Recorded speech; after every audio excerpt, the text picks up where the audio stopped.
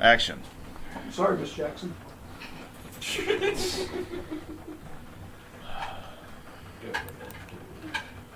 Welcome to eternity. Hello, everybody. Hope you enjoy it. Good evening, boys and girls. Shut up. Not you.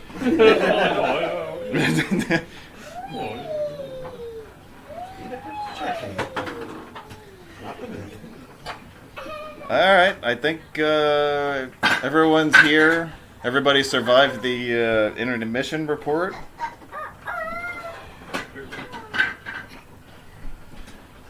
Also, let's not forget that the new Challenger approaches. Yeah. Now a few words from our sponsors. The Winter Classic on Roadway Whiz is sponsored by MDRoads.com, your one-stop source for everything Maryland roads related. By GribbleNation.org, because every road has a story. By Enterprise Rent-A-Car, the single worst rental car firm in the United States. And by AlpsRoads.net, because every toll road is stupid. Back here in Northeast Maryland for the nightcap of today's doubleheader. Same cast that we had a few hours ago. We've got Laura and Mike And Rainey hosting the show, hosting us today. I agree. I don't know what she said, but I agree. He's eloquent. So they're graciously hosting today's doubleheader event. We also still have Doug with us from GribbleNation.org. Word. Anthony's still here. Hello. Scott from Wisconsin is here. Corco from Idaho and Connecticut and a bunch of other places is here. And you don't want to say hello, or? Oh, yeah, hi. Okay, well, that's your chance to say hello. You know, don't be shy. You know, it's okay. And we picked up a random other person in the last few hours. Hi, Josh. Hey. So we have the same panel, except we've added one additional person. So it's the same cast that you got to listen to earlier this afternoon, and we're back with our next installment in the webinar series, this time devoted to the roads and bridges and other things in the area of Maryland's largest city, Baltimore. Really looking forward to doing this city, because this is one that I've wanted to do in webinar form for quite a long time. And I feel like this was the perfect opportunity to drag out the footage that I got from earlier this year and also in years past to put something really interesting together for you guys. So I hope you enjoyed this. So impressive that you got all this footage this year. So you got it all in the past, 16 hours? You didn't say calendar year.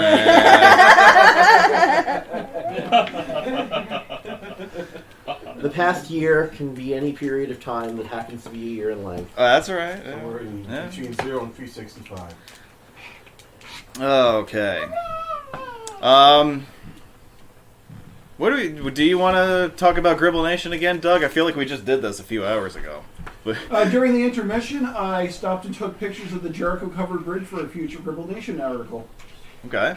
Yay. I'm cooking up a bunch of stuff for the podcast right now. I have a few different people I want to record episodes with, Doug being one of them. I know Adam and I have an episode lined up. I'm looking to work something out with Laura at some point to do something with her. I might want to do something with Corco also. So, yeah, we're trying to... I got a lot of stuff I want to record in the winter months when it's still pretty quiet. So, that's what's probably coming down the line on the podcast. On the blog, I've got a lot of posts coming out in the next few weeks about construction projects and construction updates on various projects in the northeastern U.S. that you can look. So you have that to look forward to. As far as the YouTube side of things is concerned, we're continuing to work our way through the state of North Carolina, interstates, other major freeways. I think I've been working through the Raleigh area and also coastal North Carolina this past week. there's a lot more to get into in the next couple of months there. And this is the first day of the year 2022, so you can see where we are in the Season 3 schedule and where we still have to get to before we reach the season finale in March. We're on doubleheader day! Yay! And there was much rejoicing.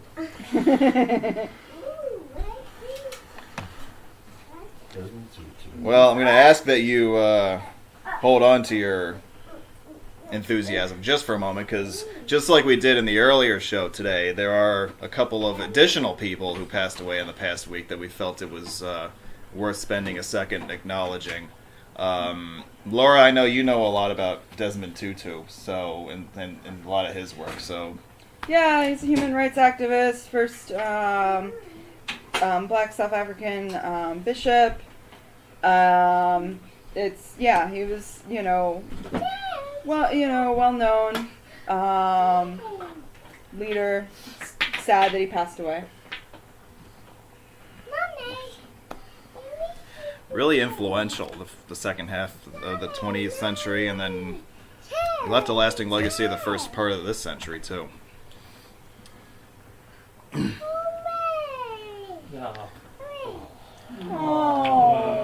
Yeah, this is the other one.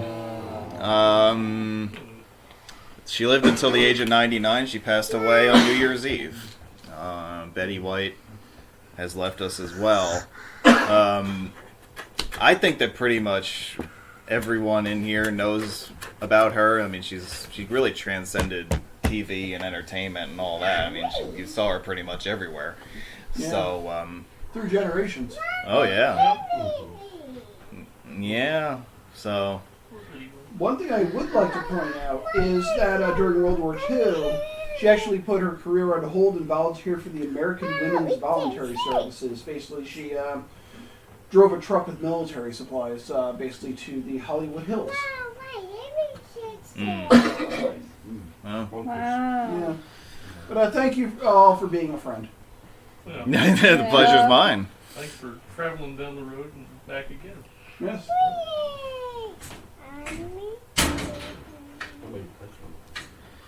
Get back, get back, get back to where you once belonged. So I don't know if you guys are aware of this, but this series is currently out on Disney Plus. I think it came out starting on Thanksgiving Day. This is a new documentary that's made use of about 58 hours of video footage recorded in various studios in England that followed the Beatles in the month of January 1969. This series is 3 parts in length, and I think it's about 8 hours in total between the 3 parts. I'd say I've watched like the first, I don't know, third of it maybe. I got through the first part, and then I started on the second part, and I'm about an hour into the second part. And I can just tell you that I'm completely blown away by everything in it. The single prevailing thought that I have over and over again when it comes to this show is, how the hell has all of this footage been sitting away in a vault somewhere for 50 years and nobody has seen it until now? Because when you watch it and when you see it, it just, the way that they've remastered the original footage, it looks as fresh. It looks like it was shot last week. Well, that's how good it looks. And the personalities involved with the Beatles. They're never short on entertainment themselves as personalities. So Upgraded for 4K. yeah, I mean it looks great on a big screen, on any kind of device that you want to watch it on. So this is a series that I really recommend. If you're into the Beatles, or if you're into the history of rock music in general, I really recommend that you check this series out, because, like I said, I've only gotten through not even half of it yet, and I'm having a blast. So that's my recommendation on a rainy day like today, and you got nothing else to watch. Well, hey now. Well, Yeah. I mean, They have something else to watch. Well, Yeah, they could be watching us. I'm saying, I wasn't talking about today. I was talking about a generic rainy day. Oh, okay. Every day's a rainy day for me. Yeah. Puns intended. So it is out now on Disney Plus. I assume it's going to be released on Blu-ray at some point in the future, but until then, it is streaming right now on Disney Plus. And yeah, check it out if you can. It's definitely worth it.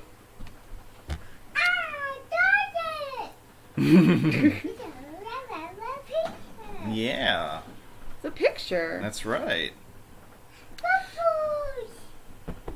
Let's go through some numbers real quick on Baltimore, aka Charm City. Its population in Baltimore City is about 586,000. The metro population of Baltimore, Baltimore County, and the other surrounding counties is about 2.8 million.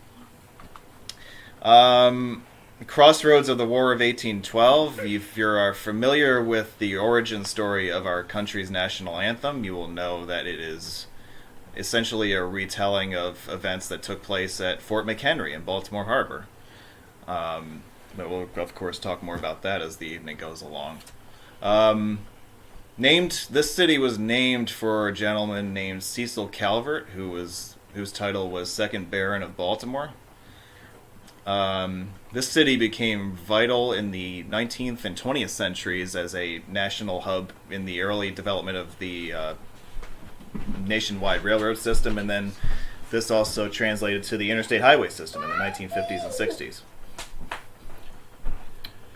Yeah, basically, one thing that I had come across coming basically with railroads, obviously have like Baltimore and Ohio Railroad, but interesting thing, up in the Syracuse, New York area, there's a area called Baltimore Woods. Apparently there was a farmer who had a falling out with basically the cattle market in New York City, so he decided to send his cattle to market in Baltimore instead. He actually purchased a piece of property close to a railroad line that went to Baltimore so he could ship the cattle down there.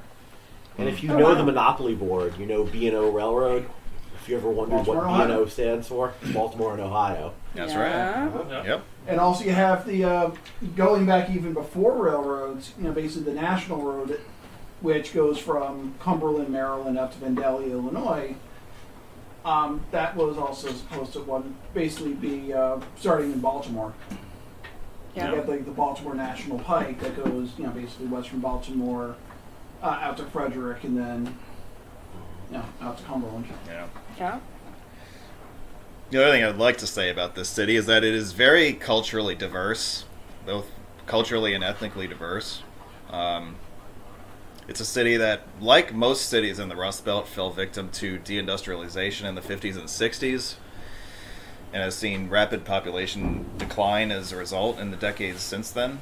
Yeah, seeing the city population be 586,000 is painful because at its peak in the 1950 census, Baltimore was over 900,000. Wow. Like a lot of other cities, like Buffalo, for instance, they lost a lot of population since then too. Yeah. I think Buffalo is about half what it used to be. Buffalo. Detroit on a bigger scale. And if you've poked around Baltimore much, St. Louis is another one. you're probably fairly aware of there being a decent number of abandoned buildings and vacant lots, and well, that would be why.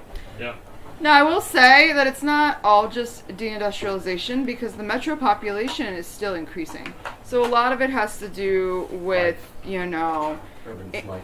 yes, or white flight and redlining and institutional racism has played a big role as well in Baltimore City's decline in city population, but the fact that the metro population is still, slowly ticking upward.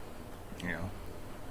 Also, it's been in the news the last few years. If you were paying attention to social justice issues, and I'm talking specifically about Freddie Gray, which was 2014, 2015. 15. April Okay. 2015. Okay. And then, was it 2017 or so?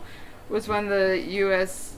Justice Report came out about the corruption in the police force, and so The consent decree. the It came out just in time for Trump to say, "Don't even bother." right. It literally came out right before the beginning. Saturday 18th. Right before the Trump administration. So unfortunately, yeah. Hmm. Just was-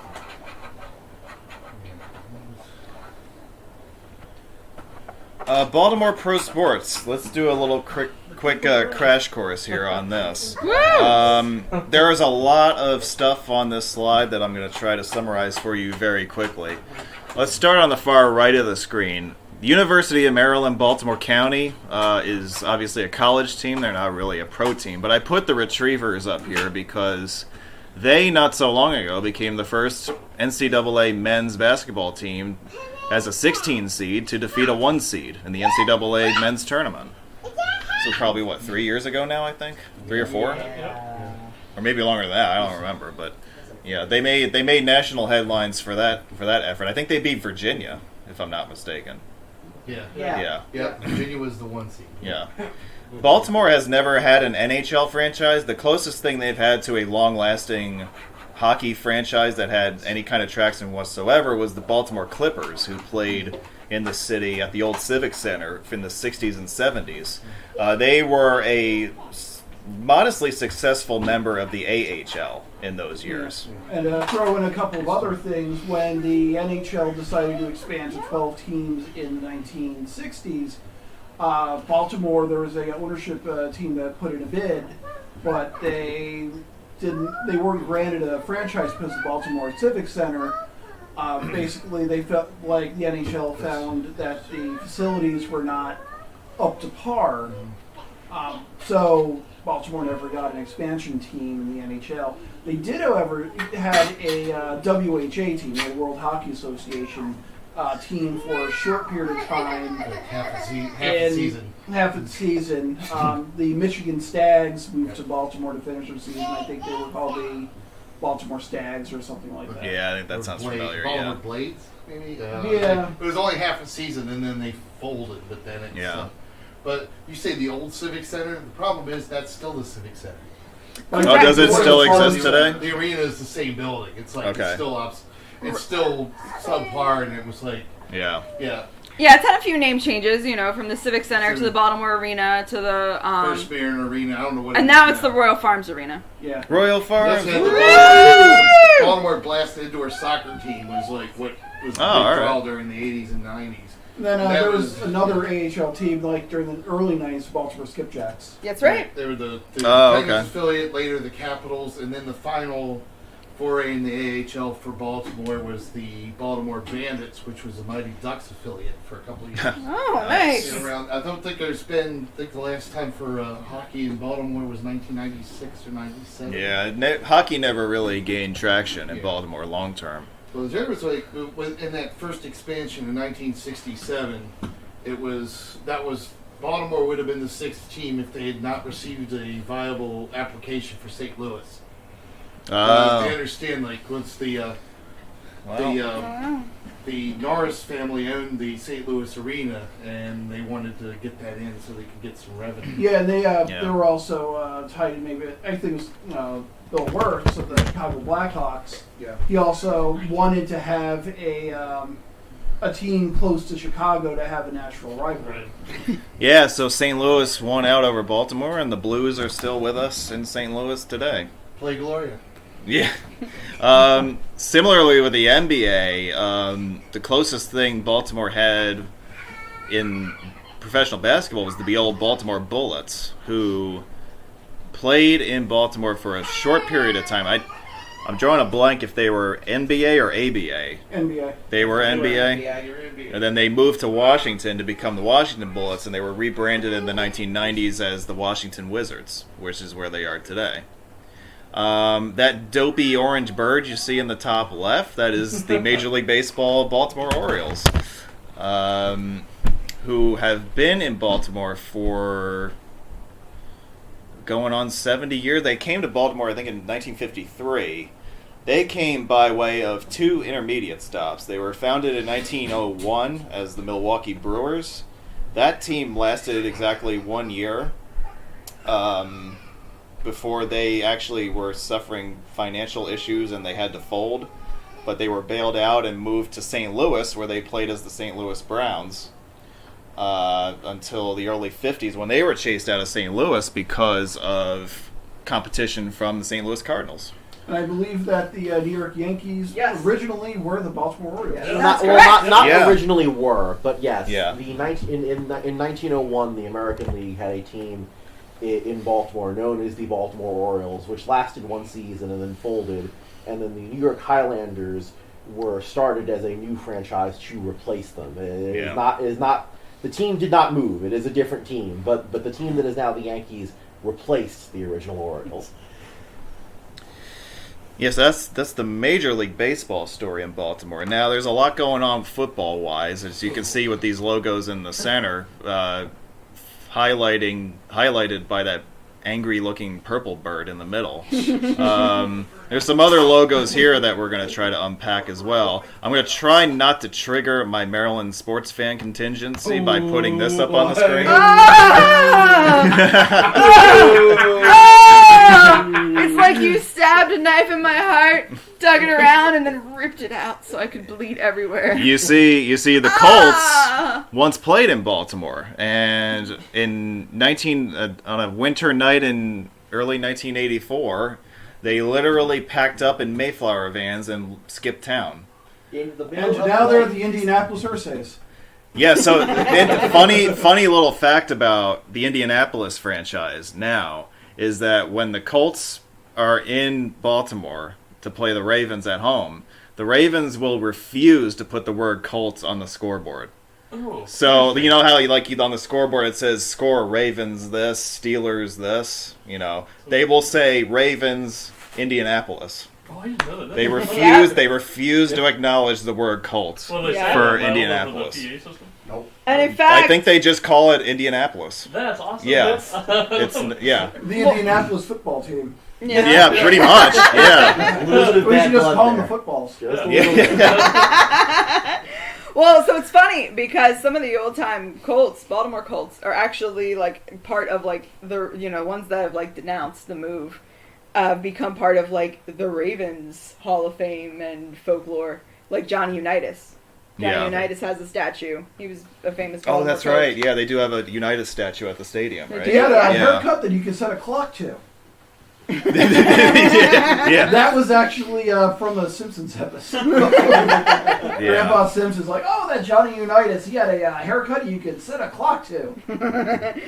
Whenever her husband gets back, I have to have him do his Irsay impression. Oh, it's Bob Irsay? Yeah. He did it earlier for us, didn't he? He did. Off the air? He's Yeah. off taking care of Rainey at the moment. Okay. But when he comes back. Well, we can come back to this slide. Yeah, that's fine. Yeah.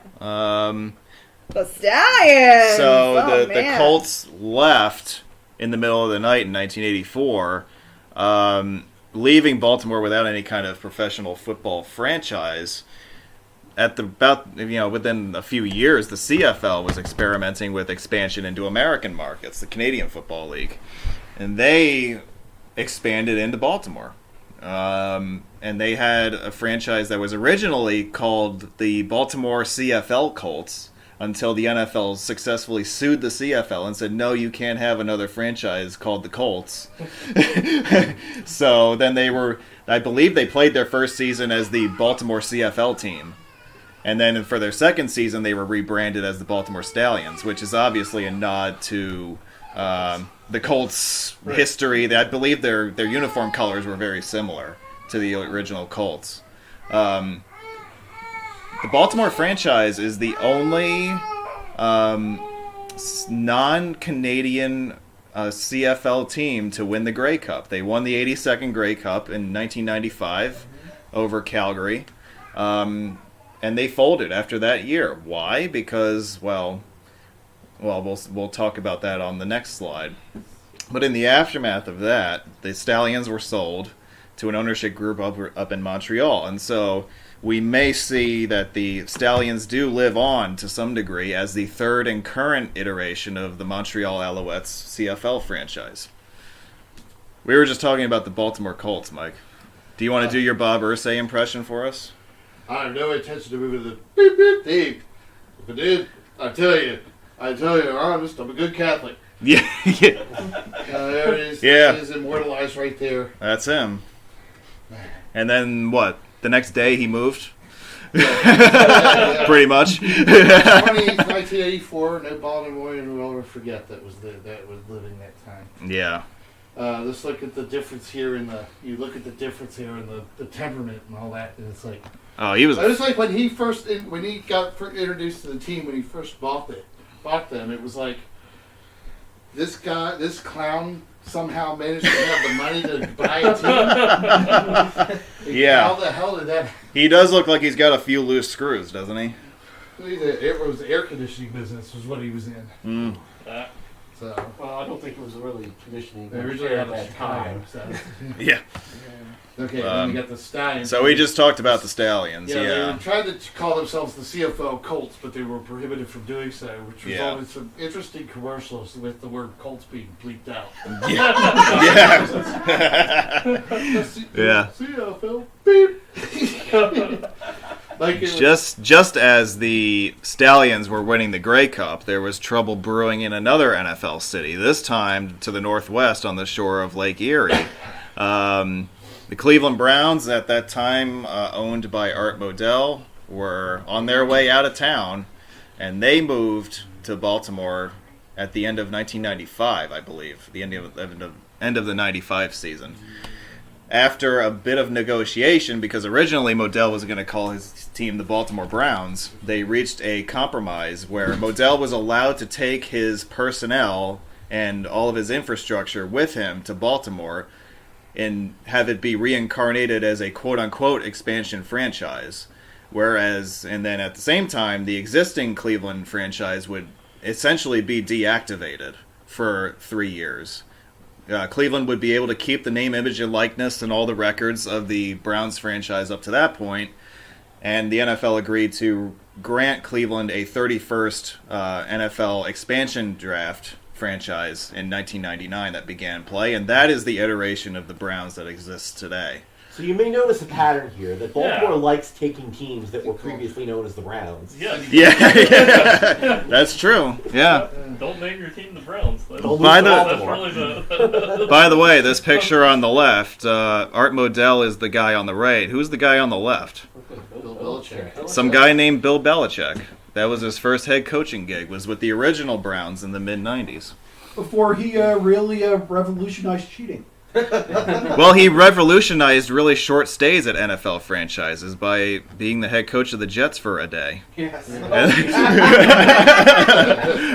JETS out of here. JETS. And Suck. the rest, as they say, is history with him. Here's a look at some of the sports venues in Baltimore. You have M&T Bank Stadium, which is where the Ravens play on the Inner Harbor. More or less right across the street is Oriole Park at Camden Yards. Beautiful ballpark. Opened in the early 90s. The other noteworthy thing that's right nearby is Babe Ruth's birthplace. Oh, yeah, Actually, right, the place yeah. was- That's the, true.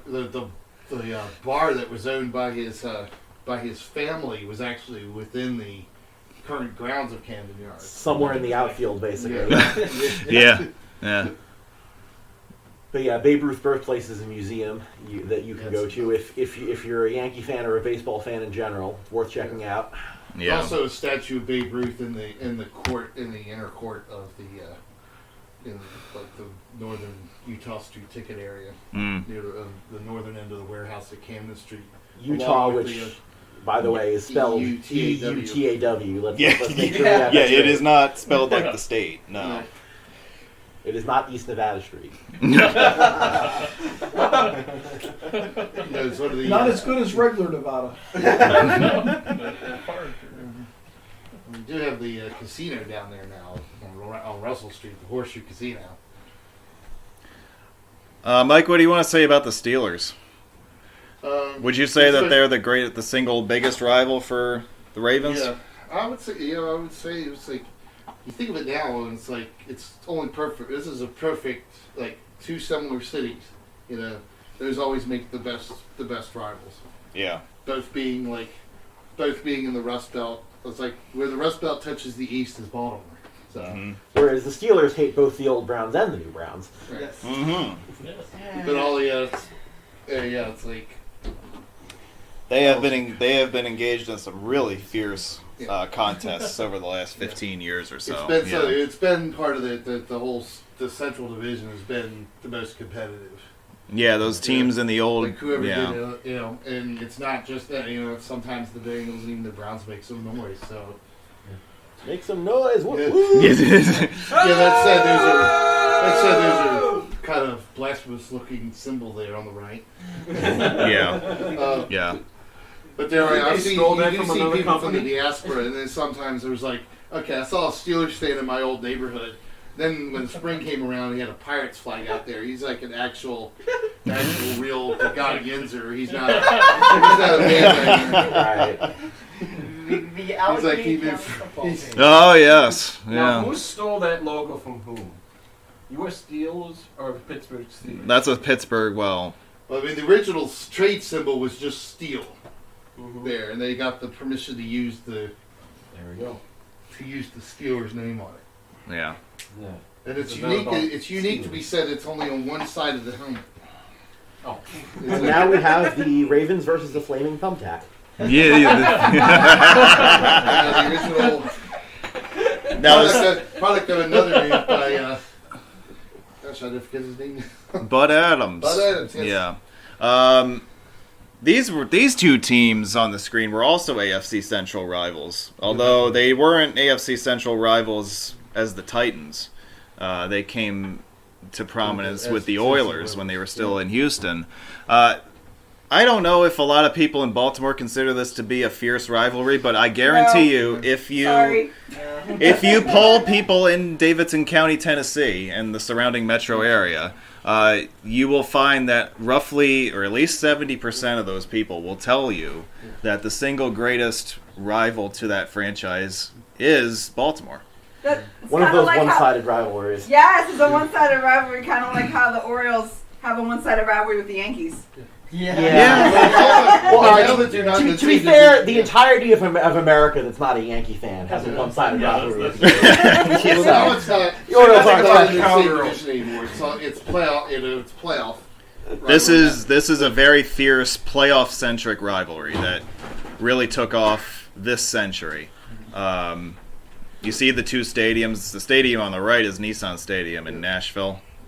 The focal points of these two franchises are these two guys on the screen right now, I would say. Quarterback's body and a stiff arm. And a random Jacksonville Jaguar. Yeah. So, Stiff arm. yeah, Urban so Liar.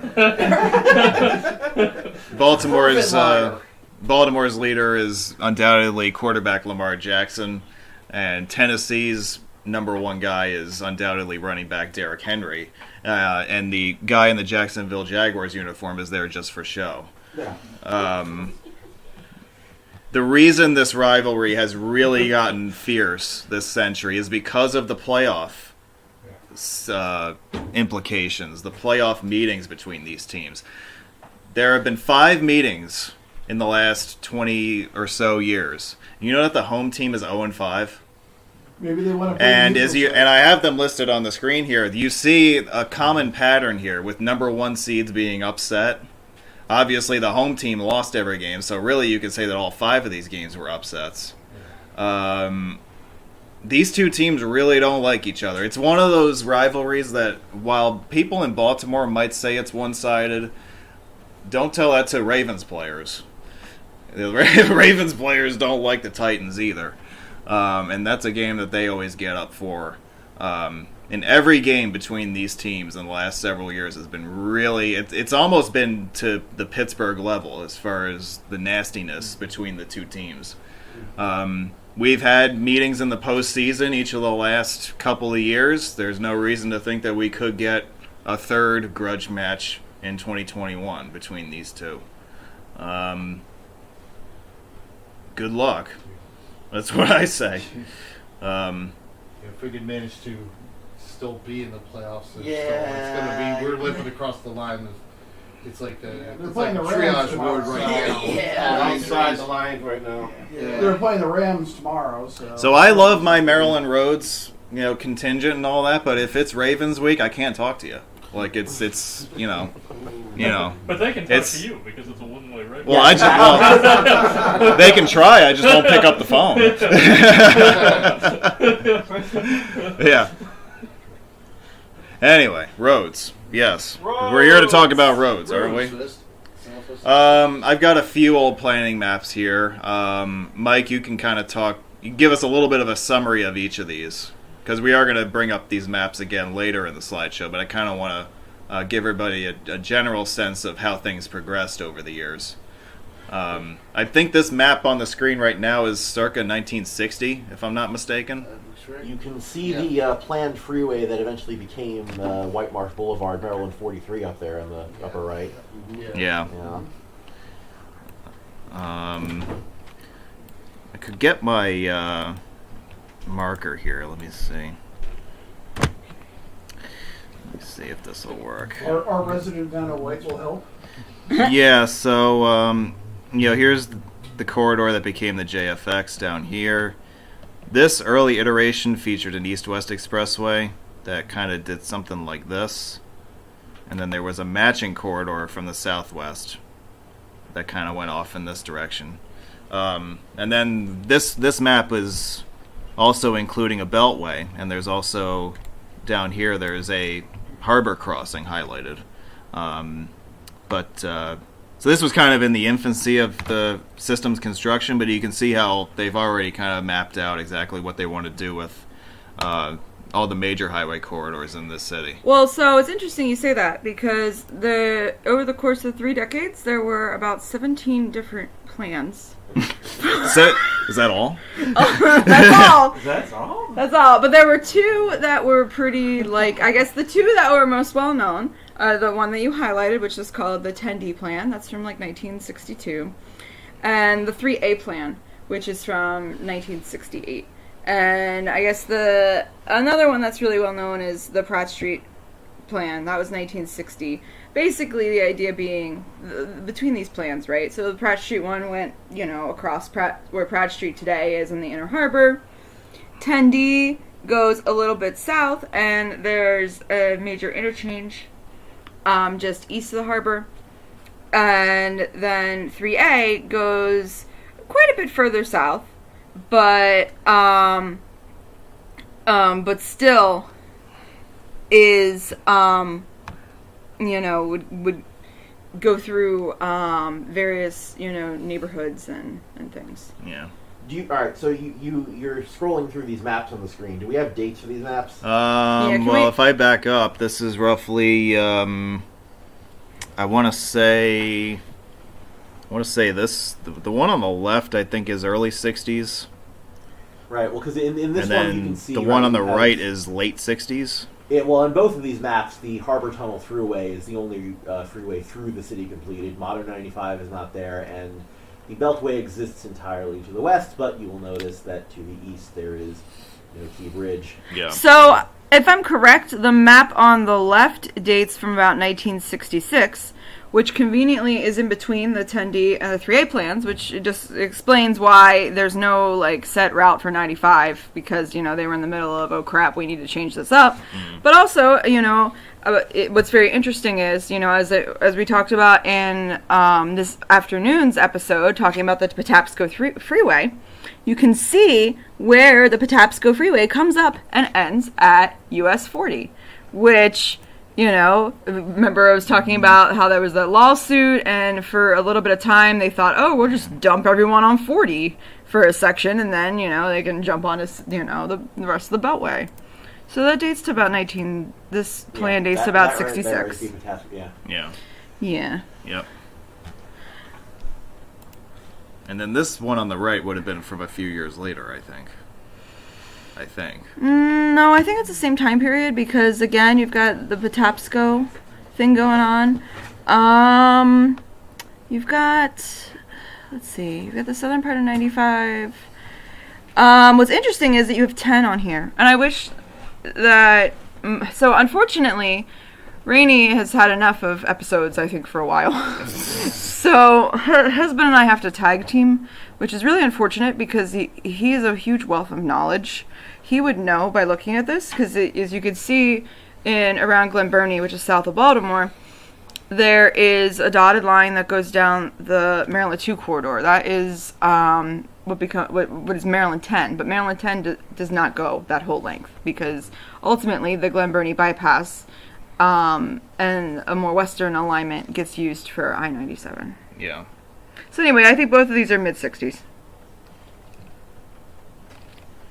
And if you fast forward a little bit more, Okay, so looking at these, this is the first time I've looked at these in depth. So yeah. Well, now on the left you get dotted lines for the Key Bridge, and then for an alignment of 95, which starts to look a little bit more like what was actually built than what we saw before, Yeah, right? that's pretty close to what was. Because part of the thing is that, there was an original plan that 95 was going to go right by the inner harbor. It also has dotted lines for I-70 going straight through. yeah, so the one on the left is the 3A plan, which is 1968. So and part of that, as you can see, I-95 would have gone through Federal Hill and Fort McHenry, but you also have the spurs for 395 and for I-170. You have 83 at this point would have, gone across Fells Point via Fleet Street and down Boston Street through Canton. And then 70 going straight through and ending at 95. Correct. And Right. 70. Right, and that's important to note because in earlier plans, like 10D, 70, the 70 goes further east through the city before coming down into 95. Looking at the map on the right, that is what it looks like what ultimately became what it is. So this is early 80s. You see the alignment for the Fort McHenry Tunnel, and that's under construction. And then it looks like everything else, so you have I-170, the highway Actually it labeled. as such. Yeah. Yes. Which is impressive, yeah. Yeah, and Well, that it was at that point actually signed as such. Signed as such. yes, it was. In fact, I don't know if it's still there, but there was for a while a sign near the east end of that freeway that had the ghost outline of an interstate shield on it that was left over from when there was a 170 shield Oh, on it's it. still there. It's still there. Okay. Yes. Yep. Yep. Oh yeah. Like all that signage is still there. That's all original from the 70s. Still, Over I think. there Yeah. it is, at least. Yeah. But yeah, at this point you can see where all the cancellations happened, right? I-70 doesn't go through Leakin Park and Gwynns Falls Park. You don't have any kind of alignment for 83 going further south. 83 here ends at the Inner Harbor. I think more or less where it ends Yeah, today, that's right? Yeah. the ending where it That's ends. where 83 ends now. Yeah. Yeah. Yeah. Oh, next maps. And then this is later on, maybe about the same time period, like early 80s on the left. Taking a more broader view because you see I-97 and the Glen Burnie bypass finally taking shape. Yes. On an alignment away from Highway 2 instead of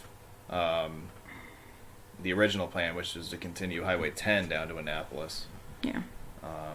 And then the map on the right, I would say, is about the same period again, early to mid-80s, with I-795 as a dotted line through the northwest suburbs. Yes. Right, which, recognize the styles. Rand McNally on the left, and then that is an ADC on the right. Yeah. Yes. Class, an older version of Rannick now that had these strange interstates. Yes. The goofy interstate Well, shields, and everyone yeah. knows who made this map. Hey! Everyone recognizes this. Even normal people today will recognize that. Yeah, so this is the system that we see today. That would be Uncle Google. Yep. You can see 95 coming in from the lower left and exiting to the upper right. Same thing generally for Harbor Tunnel Thruway, which is 895. 83 comes in from the north and ends downtown. There's also that little piece that's 395 that starts right more or less center of the screen, like right here. Mm-hmm. That's it right here. The Baltimore-Washington Parkway comes in from the south and ends near downtown. And then, of course, you have the circumferential Beltway, which you can see the western portion of on the map here. And no, there is no I-70 either. You can see where that ends, right? More or less at the city line. At Security Boulevard. And a park and ride. Woo. And again, here's a quick, broader view of the metro area. Kind of, again, highlighting what we just talked about on the last slide, but also bringing in more stuff. You can see the full map of the Beltway. And 795, even though it's not labeled, going off in the northwest corner of the Beltway. Yeah, which is right here. Yeah. Owning the mills there, yep. Yep. So that's the system that we have today. Took a long ass time to get to where we see it today, and there's a lot of stuff that was left out of the mix that we'll talk about in due course. But some quick honorable mentions here for expressways and freeways in the area that we won't spend a whole lot of time on. Route 100 is an alternate outer loop for Baltimore's southern and western quadrants, roughly. It's kind of another limited access highway outside of the 695 loop. You combine that with the upper end of the 29 freeway, that gets you basically a kind of like a quarter of an outer loop between I-95 and I-70 in the south and western suburbs. Right. And there were intentions of building more of an outer beltway that never came to be. Correct. Yeah. So US 29 would have continued north and connected into where Owings Mills Boulevard. Right, well, Is- and yeah, so and that's an interesting point, right? Is that the Owings Mills Boulevard on I-795 is a very high powered interchange, and the reason that is the way it is because that was supposed to be the interchange with the outer beltway, but today rather than being a freeway, it's just Maryland Route 940. Yeah. Yeah. Oh, you didn't. Oh, Also, quickly, I'll mention the short Route 10 freeway, which connects the Beltway with Savannah Park. Yeah, and I touched on that a little bit. How on one of the maps you could see where where it was proposed to continue further south along the Maryland 2 corridor. It ultimately ends at 100. It was the originally proposed corridor for I-97. Yes. If you calculate it out, yeah. Also, 157 is an at-grade expressway connecting Sparrows Point with Dundalk. There's also a really interesting drawbridge on this highway. Yes. It's not very long, but it is a neat little state highway that's worth a few minutes of your time if you're looking to clinch highways. I drove that this morning. Hooray! Yay! All right, let's start running through some of these existing highways, and then we'll deal with the unbuilt highways, because that's another animal by itself. The Beltway, encircling the metro area, it's about 51 miles in length. It was built mostly by the early 60s, I would say about 2/3 of it was in place. The section in the south and east of the loop came much later in the mid to late 70s. Yeah, and we go into a lot more detail about the Beltway in the previous episode. And my notes have disappeared. I blame Rainey. But yes, pretty much from I want to say it was like 1956 to 62 or so. That could be the case too. But in that case, rest in peace. Yeah.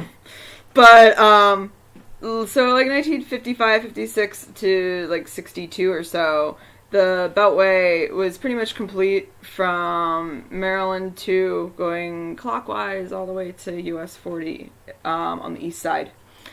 And then, indecision in the southeast delays completion. There were a few different freeways proposed that either weren't built or were built in tiny pieces that kind of connect together to make a weird whole. That's why, as you'll learn in the previous episode, that's why there's some pretty big curves on the east side, because the Beltway goes from being the original alignment to the Beltway for the southeastern freeway to the Windlass and then the Patapsco.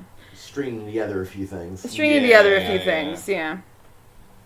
Oh, and is it... Oh, we didn't answer the question, Dan. We go right ahead. Is it I-695 or MD-695?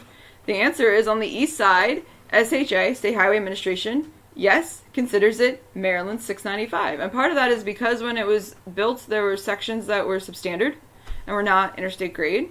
That has since been remedied as recently as the year 2000.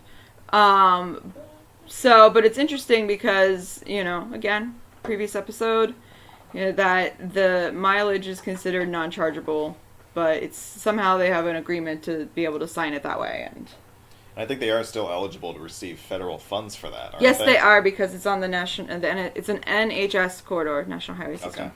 Gotta love the beautiful non-MUCCC compliant signage on the right there. Yeah. Maryland love their dancing arrows, so just like Ohio. I love dancing arrows. Dancing arrows. They make me so fun. happy. And also the line between what should be two separate signs in other states. Yeah. Virginia and New York also do crap Yeah. like that. There's this 4-level stack with I-70 in the lower left on this slide. From the city of local access to Local traffic. Local yes, traffic. local traffic. Yes. The city of local traffic. Kind of as an extension of what we were talking about how pieces of the Beltway south of I-95 in the southeastern quadrant were kind of pieced together over the years.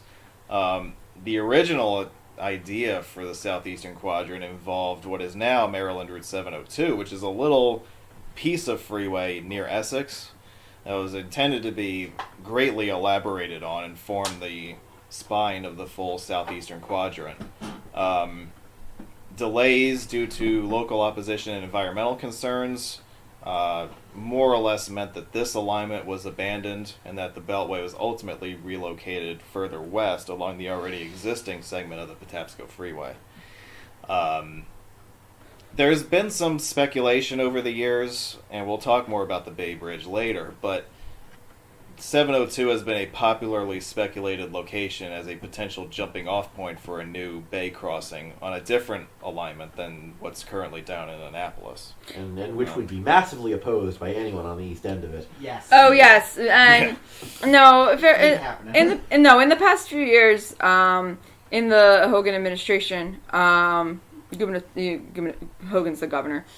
There were, say, I think it was like 14 different alignments proposed, and ultimately there was opposition from all of them. So the idea is to build a third span at the current Bay Bridge crossing. Right, and the deal with that is that much of the eastern shore of Maryland is not very urbanized or suburbanized, partly because you can't get there very easily from any of the major metros on the west side of the bay. And yeah, if you had a bridge going across from 702, that would make the east end of it very attractive for suburban development for Baltimore. Mm-hmm. The current residents of that area would not like that, so yeah. No, Yeah. They don't Very really rural, have lots the of infrastructure farmland. in place really either, so. No, They would have to don't. build No, that as it's well. completely. It's like a completely different state Yeah, over I there. mean, Yeah. it is. Very rural, lots of farmland out there. It's completely unrecognizable from. To give you some context, the county that this would that if you continued 702 to be a Bay Bridge crossing, it would go into Kent County, which is the smallest county by population. It's like 15,000 people or something crazy small. Yeah. That would suddenly become a gigantic suburb of Baltimore. Yeah. They would Pretty not much. like that Yeah. very well. Yep. Yeah, Yeah. that's why. Yeah. They would not. Oh, very short. Talk about I-97. That's Mr. Supposed to Angry! be longer. Well, a lot of people in the road enthusiast community are legit angry that I-97 is only about 17 miles long. It wasn't intended to be that short. Supposed to be longer. It took me a half an hour to do it. Both ways. As it stands today, it connects Baltimore with Annapolis and the state capital. The highway that exists today is the product of a lot of back and forth over competing alignments. We talked about the Route 10 alignment. That was the original concept. And then there was another alignment along Route 3 that was talked about. And then ultimately they came up with a compromise through Glen Burnie. And then a new alignment southeast from that to reach Annapolis. Over the years, there's been discussion, casual discussion, about creating something much larger out of I-97 by extending the highway as far south as Virginia, which would effectively create a long-distance bypass of D.C. for traffic along 95. Good luck with that, as far as I'm I concerned. drive it.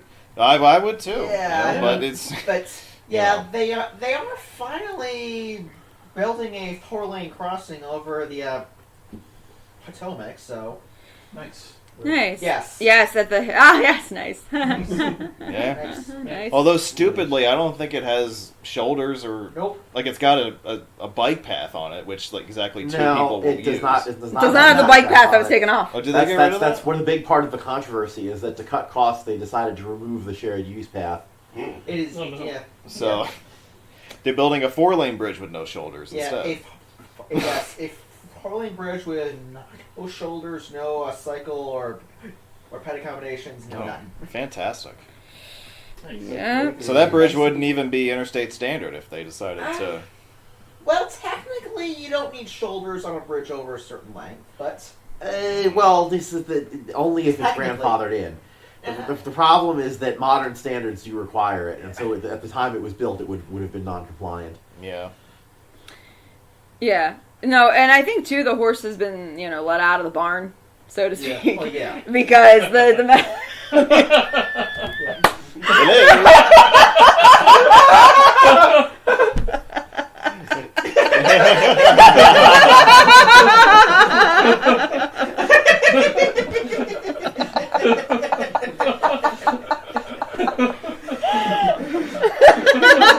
What did Sarah Jessica Parker ever do to you? Everybody on the internet must be very confused.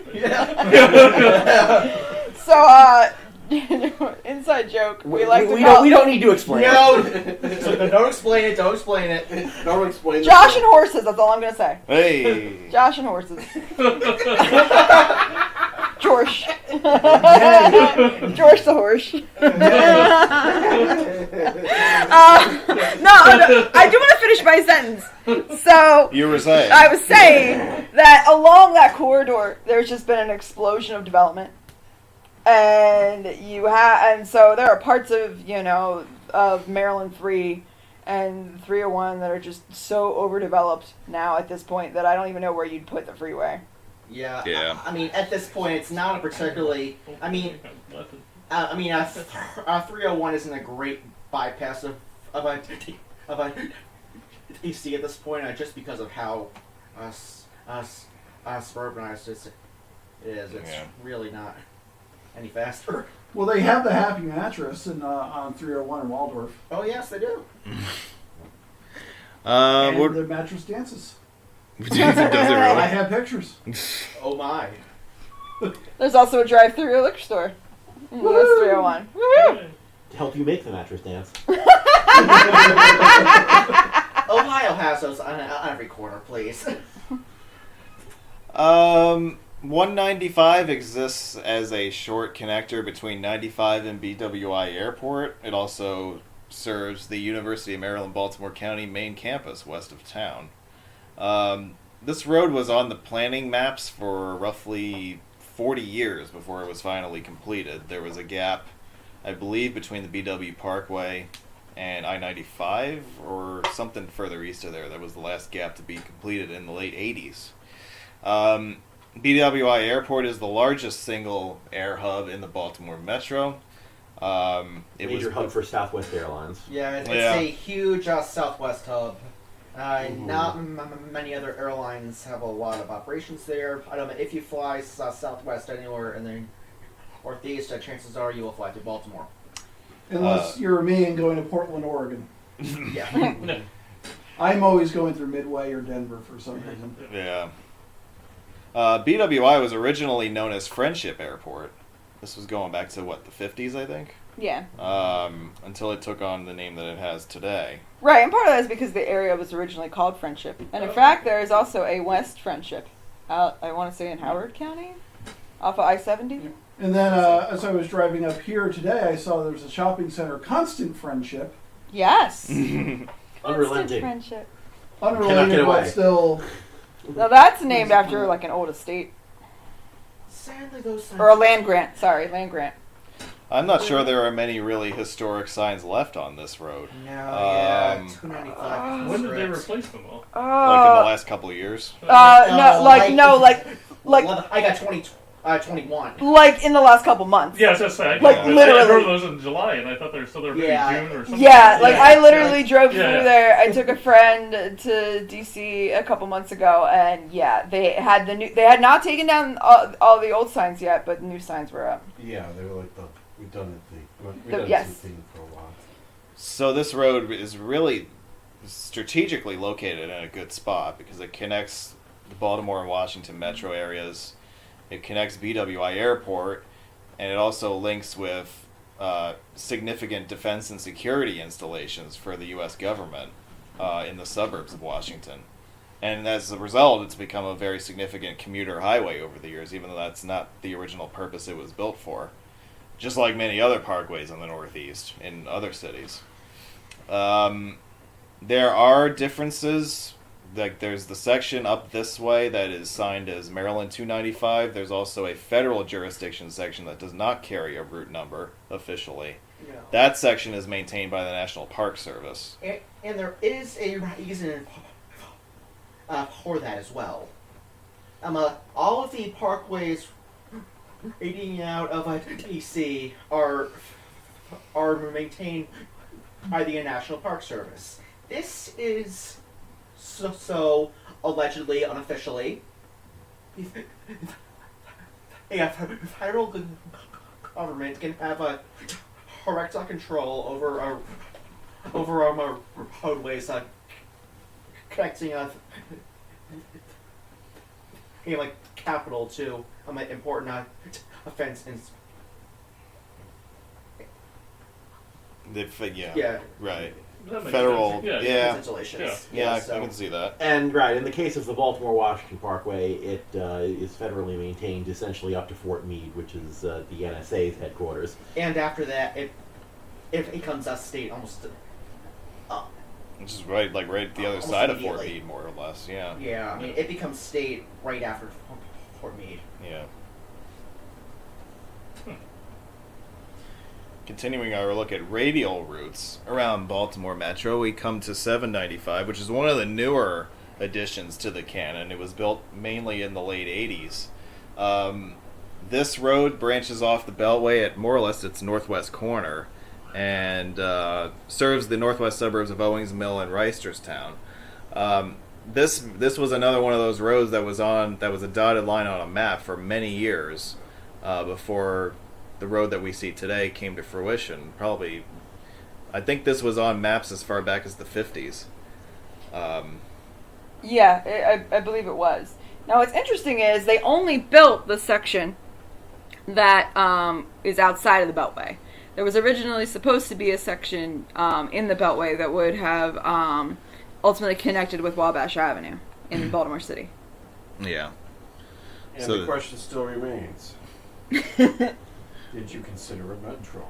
Did you consider Metro? Metro? So, do you want to give us a quick summary of what's that called? That subway line called? It's literally called the Baltimore Metro.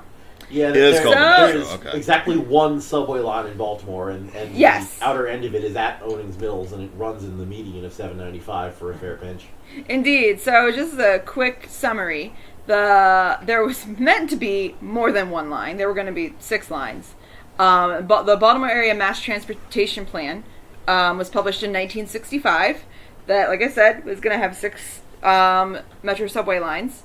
The first phase 1 in 1971 included the Northwest Line, which is the line that ultimately got built, as well as the South Line. And most of the South Line ultimately later became part of the Central Light Rail line.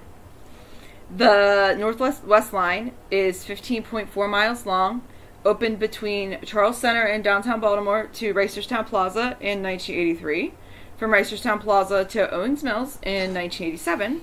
So that includes, the part through the median of 795. And then the last section that was built was between Charles Center east to Johns Hopkins Hospital, and that opened in 94.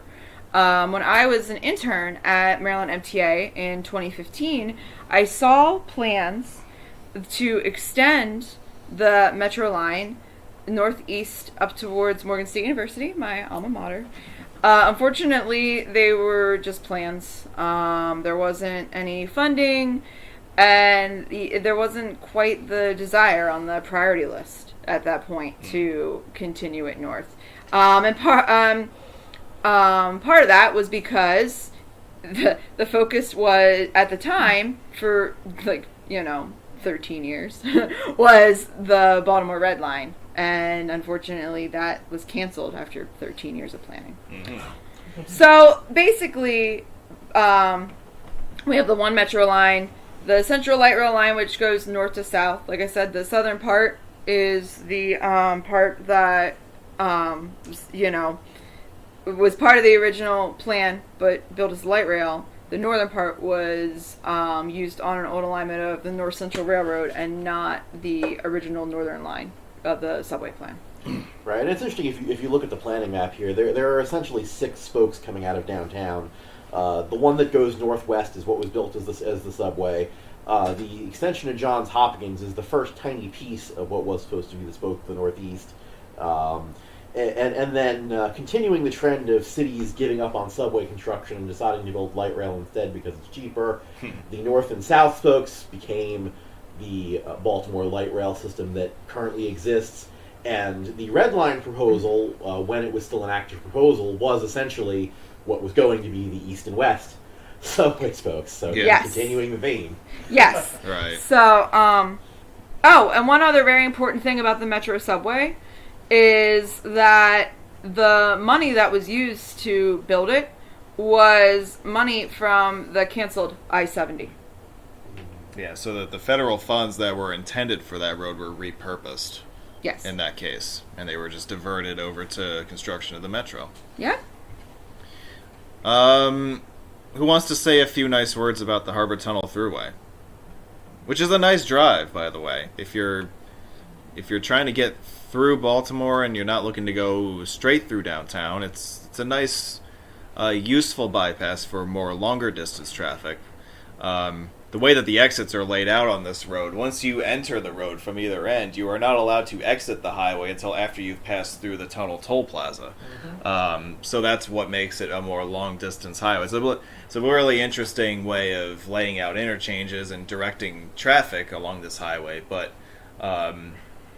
it gets the job done. It was also really the original path of, temporary or de facto or whatever you want to call it, of I-95 before that alignment was finally agreed upon and constructed in the 80s. And that's because I-95, so 895, the one surviving Interstate 895, I-95 was constructed essentially connecting to it at both ends before anything between those two ends was built. So for that time, this was just, the default through route for I-95. But it was always seen as temporary. It was, so hence the original in quotation marks. Right. And today, if you take this route, you get to cross right under I-95. Yes. The tunnels, the north ends of the tunnels are both kind of right near each other, so you can see them from each other. It's. I will say the major downside. So my background is in urban planning, and I work as a town planner, and so I've studied South Baltimore, right? And the downside to the Harbor Tunnel Thruway, right, is that it's not usable if you live in Baltimore City neighborhoods such as Brooklyn, because you'd have to pay a toll just to go like a teeny tiny short distance, and so it's unfortunate in that sense that the road that goes through these neighborhoods is not usable by them. Yeah. And in fact, right, but I'm looking only at 4 lanes, so it really couldn't handle the spare traffic. I mean, and the reality is that there's a lot of Port of Baltimore, operations in that, just east of Brooklyn, Curtis Bay. So the road is very important for port traffic.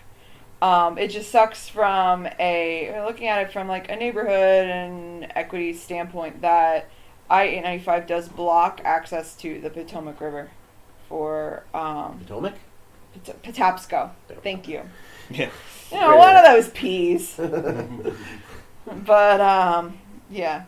So that's just something that I became aware of when I was doing some studying and researching South Baltimore. Long and complex relationship of Yeah, that's- freeways and cities. Yeah. Yes. Oh, and there's going to be a lot more of that. Yeah. Still to come. Still to come. Oh. I do want to mention real quick, the Baltimore Harbor Tunnel was the first harbor crossing built. It was built in 1957, concurrently with the construction of the original thruway that now carries I-895. And that was the only harbor crossing of Baltimore until 1977 when the Key Bridge opened. Yes. Very significant piece of Baltimore transportation history. That was one of the first pieces of the puzzle to really fall into place. I really like this truss bridge over the railroad yards near the Port of Baltimore. This is near the south portal of the harbor tunnel. Just southwest of Toll Plaza. Yeah. There's this bridge, What toll plaza? That toll plaza. Oh, that one. Yes, this toll plaza. which still exists even if it's all electronic. Yeah, so all the infrastructure in the toll plaza is already in place for cashless toll collection. It's just that they haven't gotten around to building a proper toll gantry for this yet. So they're still routing traffic through the toll plaza even though it's not used for cash collection anymore. And this is true at both tunnels now. Yes. Yep. So right before the pandemic, the MDTA was starting to phase out cash payments at. I think they were starting with the Key Bridge and the Hayden Bridge, and then the pandemic happened, which forced everything to be cashless. So at that point, it was like, well, okay, we just won't go back to taking cash, and so. So part of it is that, they didn't anticipate that they were going to have these be cashless as soon as they did. Yeah. They basically did a similar thing to the Pennsylvania Turnpike in that the pandemic forced them to go cashless, and they just, instead of resuming cash collection for however long, they just stopped. There are several toll authorities that, for some reason or another, went all electronic. Nothing to do with the pandemic for the Thruway or the Massachusetts Turnpike, but the Illinois tollway system, not including the Skyway, went cashless because of the pandemic, and then decided to go permanent. Yeah. Yeah. Now the other thing with MDTA is that. For a couple months in the spring of 2020, they also decided to do people a favor, and anyone who did not have a Maryland Easy Pass, so this is people who didn't have an Easy Pass at all and needed to get a bill by mail, or people who had out-of-state Easy Passes, for a couple months simply did not get billed. They held onto the bills, and unfortunately, this meant they developed a huge backlog, which they actually still have not completely cleared. Yep. They're down. I can tell you from recent experience, they're down to getting tolls posted to out-of-state Easy Pass accounts within like 10 days. This past spring, it was taking a month. So they're working on it. Gradually, it's improving. We're making progress. Yeah, it was in the 10-day range when I was there. Yeah. That's, Another highway that has MDTA involvement, at least at the Susquehanna River, is... No, it goes all the way down. line. it goes all the way to 695 yeah, Everything. yeah. on the south side. Maryland's contribution to the Eastern Turnpike system, which was the system developed in the years immediately after World War II and in the years before the interstate highway system was a thing, created highways across the northeastern states, such as Maryland, Pennsylvania, New Jersey, all the way on up into Maine, creating these toll turnpikes that were basically the precursor to the interstate system. The road in Maryland that served as a central piece to the system became today's JFK Memorial Highway, which on planning maps in the 1950s was known as the Northeast Expressway in Maryland. The JFK Highway name also applies to the corresponding continuation of the highway into Delaware, which is also known as the Delaware Turnpike. The JFK Highway, as we know it, was completed in November of 1963. At its grand opening ceremony in November of that year, President Kennedy dedicated the opening of the Northeast Expressway and Delaware Turnpike to traffic in a ceremony at the Delaware-Maryland state line. a bit of interesting, noteworthy trivia is that this was his final public engagement before he made a trip to Dallas, Texas, a That couple he days later, Never came back from. and never lived to tell about. Right. So a couple other things to note here. One, you will note that little home plate-shaped shield, the upper right, Maryland John F. Kennedy Highway. That is not purely graphic arts. There were shields like that posted, and non-zero of them still exist in the wild if you know where to look. Baltimore City, right? Yes. Yes. Yeah. The jurisdiction that doesn't replace signs. Yeah. Yeah. Right. Yeah. Right. The other thing to note here is that today the only actual toll plaza on this road, other than the express lanes, is northbound at the Susquehanna River crossing, the Tidings Bridge. The remains of it, actually. But historically, the tolls were collected both ways there, and there also were ramp tolls. So part of what you'll notice if you look at 95 northeast of Baltimore up to the Delaware state line is that compared to a lot of other interstates in the northeast, there are relatively few interchanges. They're kind of widely spaced out, and this is why. It was built as a toll road, and they didn't do a ticketed system like a lot of other places did, but they did do ramp tolls pointing away from the Susquehanna River Bridge so that anyone using the road would pay a toll at some point. And naturally, the more interchanges you build, the more toll collection infrastructure you need to build. Back when you needed to pay people to stand there and take cash because there wasn't another way to pay, that got expensive, so they kept the number of interchanges Go down. back slide. Yeah. Yeah. Can And you go that's back slide? yeah. Go back. Now, I gotta really ask the question: why Maryland used New York? And As a control anybody city? can have any, Yeah. many theories probably exist and all that stuff, but my guess points to when you say the Eastern Turnpike system, and they just maintain that. Virginia uses New York as control city, starting out south of Alexandria. So Yeah. Ohio. I mean, you do see that. Yeah. I mean, My New York. my Ohio the- uses it Yeah. too. my theory as a Marylander is that it's because I-95 was never finished, that it basically the default way north is the New Jersey Turnpike. yeah. Yeah. That does not. That's go what to I'm. That's Philadelphia. That's Yeah. where I was Yeah, coming and through there. Yeah. It's like 95 actually gets off the turnpike. Yeah. Yeah. And we should also. I mean, this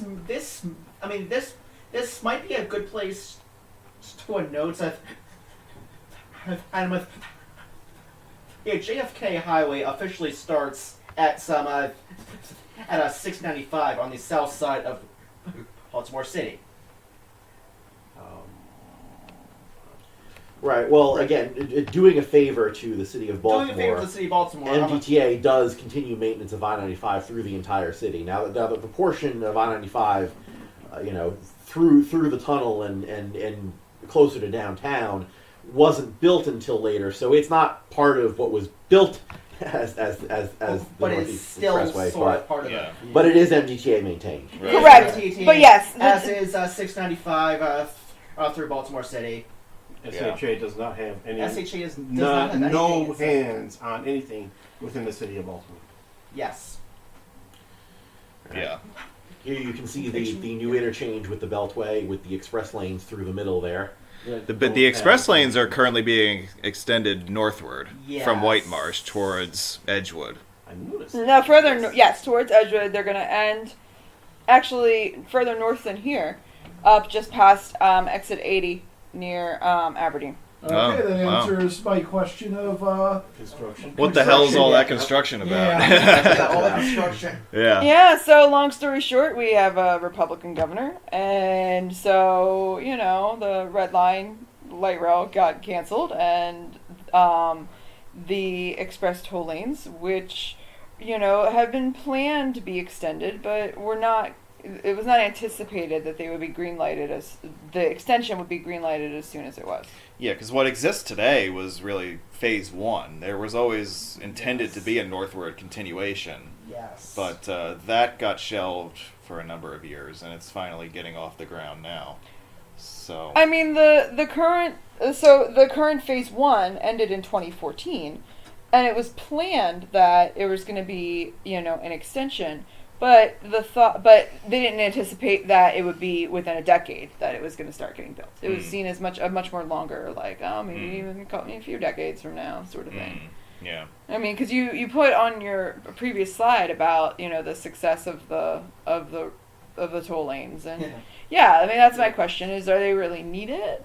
Is the extension really needed at this point? I mean, it might be more useful if they were HOT lanes instead of just pure toll lanes, but It also would help if they're going to build the second phase further north. It would be nice if they had a connection to the Beltway. yeah, Correct. Which was originally Yeah. planned, Yes.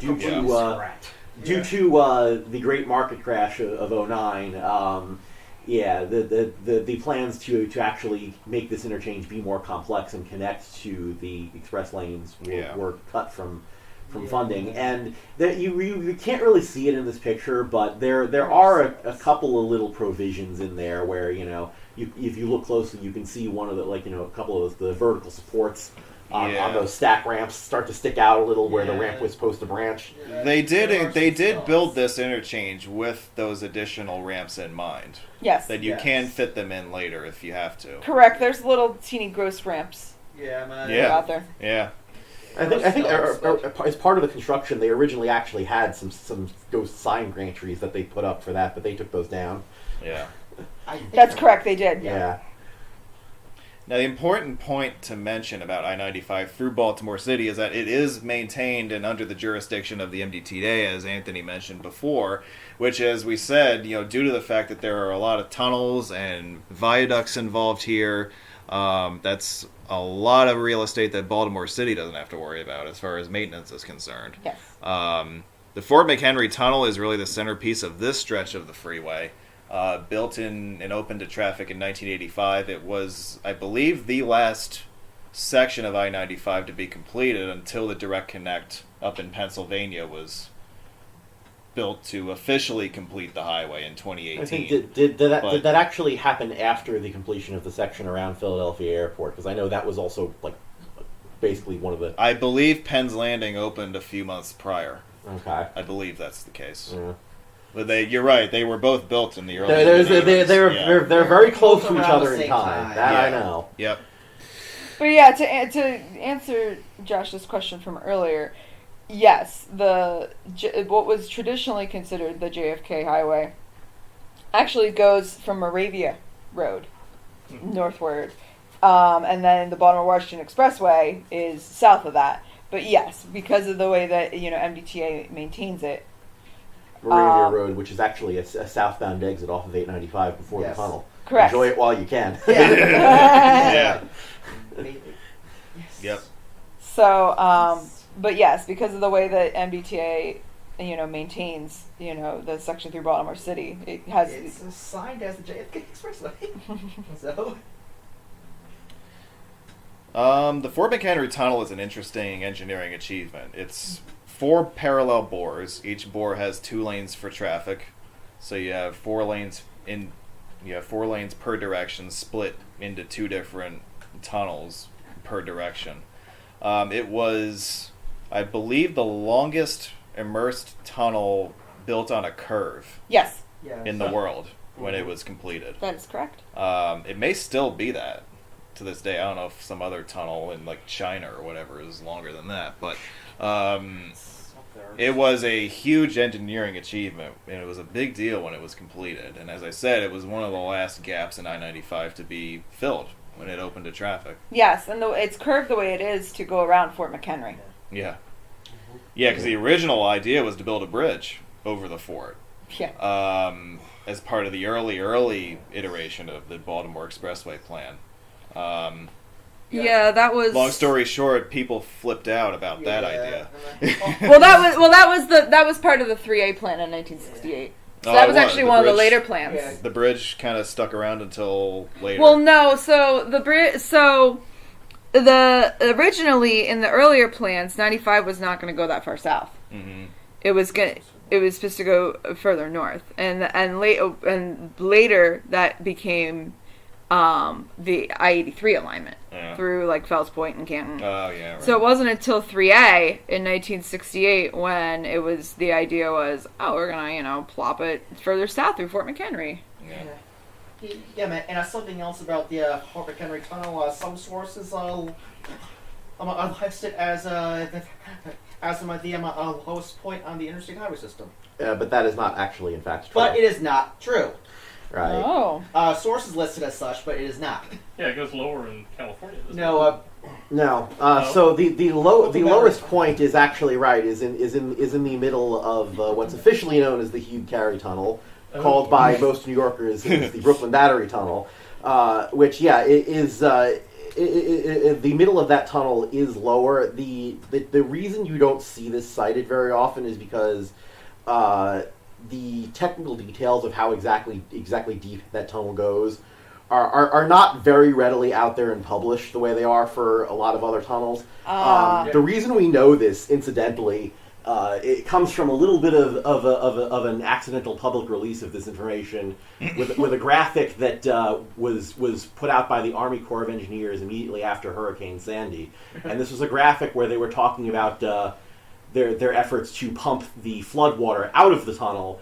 And this graphic notes the maximum depth that they had to pump down to at the bottom of the tunnel. Which it's from that one graphic that we know. Yeah. You It's a few can feet figure it out. lower than the Fort McHenry Tunnel, but according to most public sources, the Fort McHenry Tunnel. And right, and Wikipedia won't say that because Yeah. they can't cite this one random JPEG Yes. as a source. Yes. Yeah. Yes. But we know. Those of us who know. Yes. We know. So I'm like, just to tell you now. I just don't know how It's we not know. necessary. We just Yeah, know. we know. Yeah. Hashtag IYKYK. If you know, you know.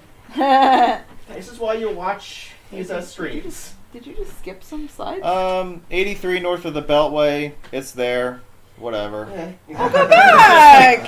Hey! You're too busy talking about the tunnel. No, go You know? back. All right, what, did you want to say something about it? Yeah, Formerly get US back. 111. Get back to where you once belong, which is on this slide. Excuse me. All right. Well, go ahead. Go ahead. All right, so the Baltimore-Harrisburg Expressway is I-83. Parts of it were built as US 111. And then when I-83 was completed, then US 111 was decommissioned. It links the Baltimore Metro with southern Pennsylvania. One of Baltimore's first freeways to reach completion. That was in the mid-50s. And then there were 2 attempts to eliminate the Beltway overlap.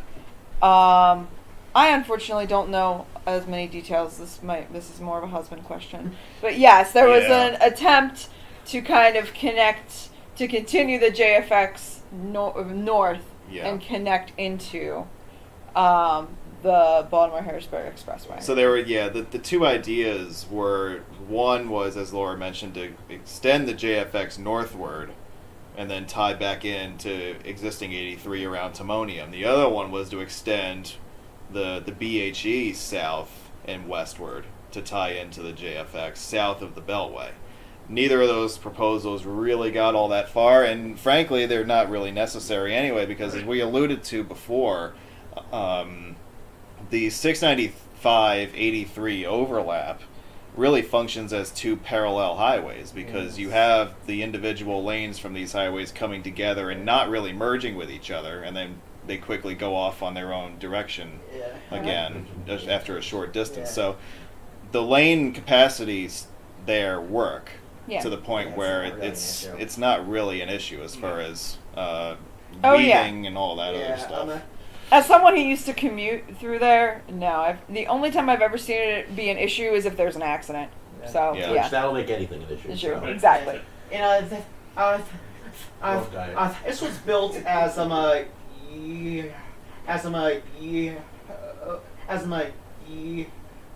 111. Yes. Correct? Yeah. Yes. Oh, I forgot you were going to talk about US 111. I kind of did a little bit. Yeah, all right, I'll allow it. part of why it's so substandard on the Pennsylvania side. Yes. It was built to be US 111. Right. Yeah. That's you right, know, so a lot of and you know PennDOT.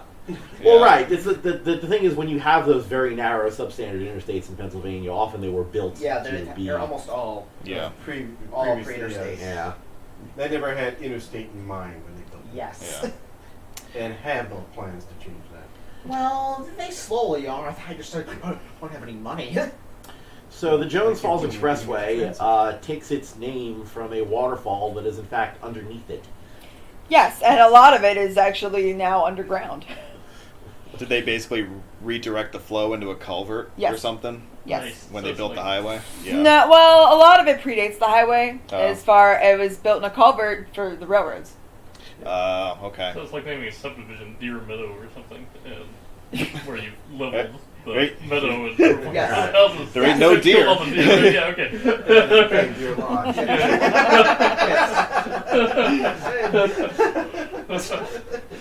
But yes, You're so watch what? most of the Jones Falls Expressway opened between I-695 and about where Penn Station is in 1963. And yes, very substandard. Very windy, and in fact, in traffic reports, there's a reference to, accidents near the Pepsi sign, and that is a very windy part of the highway where the speed limit is 50. When you get even closer to downtown, the speed limit goes down to 40. Yeah, there's some sharp curves there around Penn Station. Yes. Yeah. Yes. And the downtown terminus was meant to be temporary. They actually got kind of lucky with how they numbered the exits. Yeah. It just worked out that, Fayette Street is exit 1, and that's just where Yeah. it ended. The thing is that is that they kind of fudged it into sequential mode. The mile marker wise, it doesn't work out. It is a couple miles short Yeah. because it was never finished. Yeah, it should also be. Oh, no. I don't know. Yeah, JFX is maintained by Baltimore City. Yes. Within Yes. city limits. Yeah. Within city Within city limits. limits. SHH officer. Yeah. Which means that Interstate 83 is one of the few parts of the interstate system that is maintained by a city government instead of a state government. Uh-huh. Yes, and is also why you still see a lot of older, and now a lot of it's been Darker replaced blue. in recent years, but a lot of older gantries and signage and shields. And yes, so like I said, it was open to Penn Station, and then over the next couple decades, I want to say it wasn't until like 1990 or so that the part that bypasses Mount Vernon, and then the viaduct, that's Baltimore's own viaduct, hon, was built from Guilford Avenue down to Fayette Street. Yeah. So. Because yes, as as we've alluded to, the plan for I-83 for the JFX was that it was gonna, so there were a few different plans, right? The idea at first was that it was gonna hook into some sort of east-west expressway, but generally, so in the 10D plan. In the Pratt Street plan too. But basically, it was going to connect just east of downtown, in with 95. Would have gone through. So what is today President Street? Would have gone down to Fleet and turned. Now, depending on the plan. So some plans, I think it was 10D. They would have done Fleet Street through Fells Point, and then Boston Street through Canton. 3A plan is what was it? No, a little bit later, and I think you have some images. Yeah, we have more slides that later. kinda It later gets moved. Picturize this. Yeah. Yeah, it gets moved a little bit further south into what is today was later developed as Harbor East and Harbor Point. I do want to say while I'm on this slide that there has been chatter in recent years about getting rid of the elevated highway through here and replacing it with a grade boulevard. Daylighting the JFX. Yeah, do you know anything about that? I know a lot about it, actually. Okay, can you give us a quick minute or two synopsis of what the idea is? So long story short, there's no one solid plan. Most of them are just sort of, I don't want to say fanfic or fan creations, but various, planners and different, professionals, and I want to say even the city did do a study, right? Because the idea is, okay, well, eventually we're going to have to replace the viaduct, so we're going to actually replace it, or it's Baltimore City, so they have no damn money to do that. Right. So do we replace it, or do we just tear it down? And so daylighting the JFX would, not just be that you would, remove the viaduct and put in a boulevard, but also you would daylight the Jones Falls too, the actual river. So like bringing back like recreational trails and whatnot to that whole stretch there. That's a good idea. The point being that you'd actually have a publicly viewable waterfall again. Yes. Yeah. It won't be the same as it was before. Well, they'd have to recreate it at this point. Yeah. Right. You'll see other places where people have proposed like, oh, well, why not take it even further? And and so there's various ideas out there of like, oh, can we take it north of Penn Station? Can we take it all the way to Northern Parkway? Can we? But really, for every idea, there's a one-upsmanship. Yeah. Yes, there is. My thought is, as a planner and someone who's worked as a transportation planner, I think that that daylighting it up to Guilford Avenue is doable. That this section is that the speed limit's 40 anyway. Well, how well followed is that? Well, actually, You can't really go much over. You really can't, because there's a huge curve at Guilford, and then usually the section of the viaduct is not really that long to go that fast, and then it ends at a traffic light that usually is kind of backed up, so you really can't go that fast. Southbound anyway. Yeah. Northbound, once you clear the green light, it's all clear in front of you. Well, until you get to that curve. Yeah. If you and really you can't go 40 at that curve. That curve is like ridiculous. What's the average daily traffic of this road as we begin with? The traffic? Yeah. Huh? Not. What's the average daily traffic? Oh, I don't know that number offhand. As someone who's commuted on it, it gets pretty busy. It can get backed up at points, usually because of, dumbasses who are speeding and crash the Pepsi sign. Yeah. Well, also because it ends at a traffic light, which limits throughput, but... Correct. But yeah, I've kind of done some casual research on the idea, and I think it's totally doable, and I think the city of Baltimore should absolutely look into it. Yeah, I agree.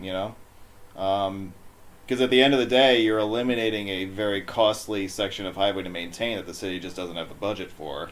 And you're replacing it with something that, while is not as high speed, is capable of handling the amount of traffic that the existing expressway carries sufficiently, I would say. Now I have to ask the key question, though. How many people are raging in the chat right now? Well, there's a few, but, I don't really care. So, right, not to mention, too, that's okay. as someone who's a planner, I can tell you, this highway is like a giant wall. Well, that is true, too. Well, right. Elevated freeways pretty much universally are. They are psychological barriers, if not physical ones. This again comes back to that whole complicated relationship thing, right? Mm-hmm. One of the challenges here is the issue of perception versus reality, right? Right. People don't like, especially crossing under highways, because they associate dark, dingy places with danger. They would much rather cross a boulevard at grade because, hey, the daylight's above my head, it feels safer. Even if it actually isn't. The very rational counter-argument to this is that two objects which never occupy the same point in space cannot collide. Right. So if the traffic is passing over your head as a pedestrian, you're actually much safer because none of those vehicles will ever hit you. Whereas if you're crossing that road at grade, guess what? They can. Well, the thing is, they worry about other things than vehicles, projectiles. So right. So it's it's a kind of impossible debate to settle because you are in some way trying to balance aesthetics with function. Yeah. Right, and then also the fact that it's been very hard to redevelop anything east of the JFX just development projects just fall flat, and there's been a lot of talk and not a whole lot of funding and action, and there's the thought that with daylighting that will make some areas that are very, very abandoned, such as like Old Town Mall, desirable for redevelopment. Yeah. So stay tuned on that one. That is an urban freeway removal project that I can get behind. Woo! As far as as I see it. Yeah. Here's a freeway that's not going away anytime soon. Nope. This was mostly over water. So. Yeah. It doesn't block anything much from anything else. Yeah, it's not really built in the way of anything. No. Yeah. With 95 being rerouted further south as part of the revised freeway plans in the late 60s, part of that plan was to eliminate that issue by creating a spur for traffic into downtown from 95, and this is what they came up with. The 395 spur, one of the shorter auxiliary routes on the interstate system, has its official name, which comes from Cal Ripken Jr., known as baseball's Iron Man. He played for the Baltimore Orioles for probably about 20 years, something like that.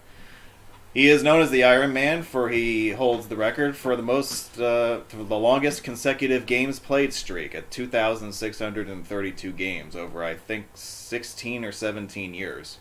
17 straight years. The other fun fact about that is that streak ended voluntarily. Yes, it did. The first game after those 2,632 games that he missed was not a game where he was sick or anything. It was a game where he said, "You know what? I'm not playing today. I'm sitting this out. It ends here." Yeah. Yep. He could have kept going if he wanted to. Yeah. Yep. Absolutely. Yeah, he's not the Energizer Bunny, I can tell you that.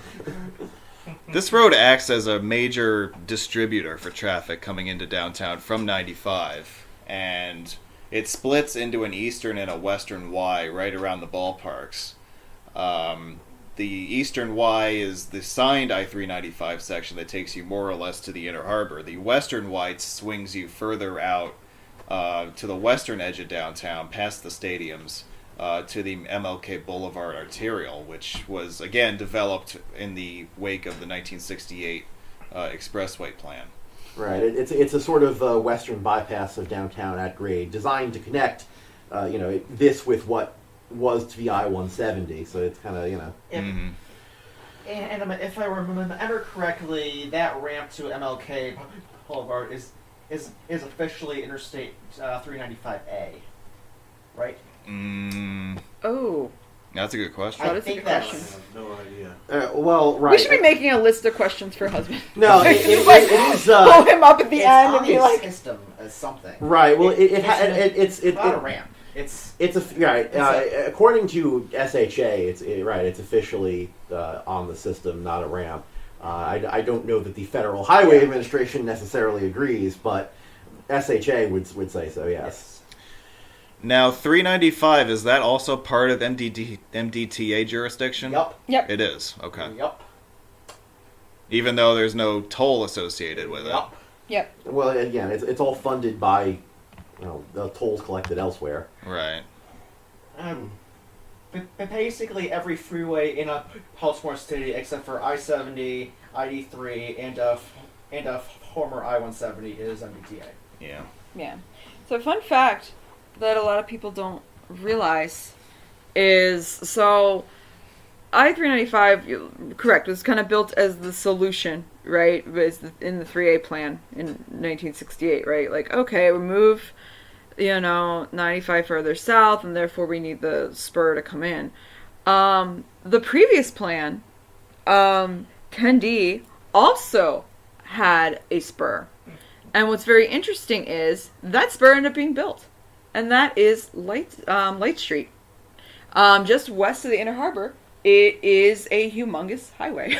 I wish I remember how many lanes it is, but it's like, but it's all at grade is the difference, right? So it's not limited access. But the fact of the matter is that was meant to be like the spur in. And even though the highway got shifted south, they decided we're just going to pave the whole west side of the harbor anyway. So there's been a lot of talk of road diets along there, and there's been a little bit of development, but they recently redid the whole intersection at Light Street and Key Highway in like the southwest corner, and there unfortunately was no road dieting involved at all. Mm-hmm. So Also it's see still like 6 lanes across or something crazy. You can see the light rail directly to the left of 395 in this photo too. Yes. Yeah.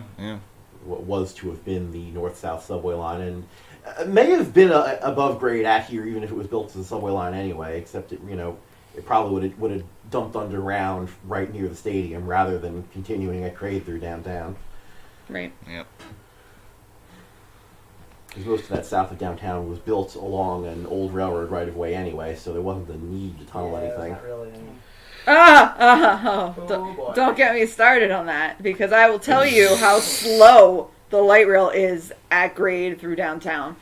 When I say I used to race the light rail on foot, I'm not kidding. And I would win.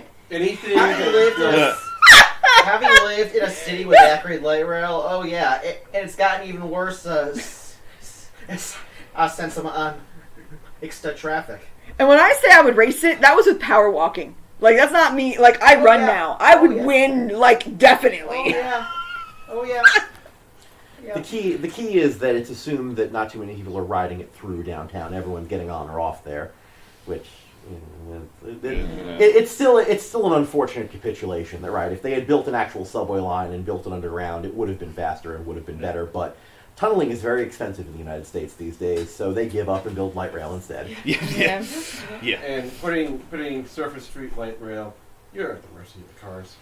Yes. Yes. You are at the mercy. As they have discovered in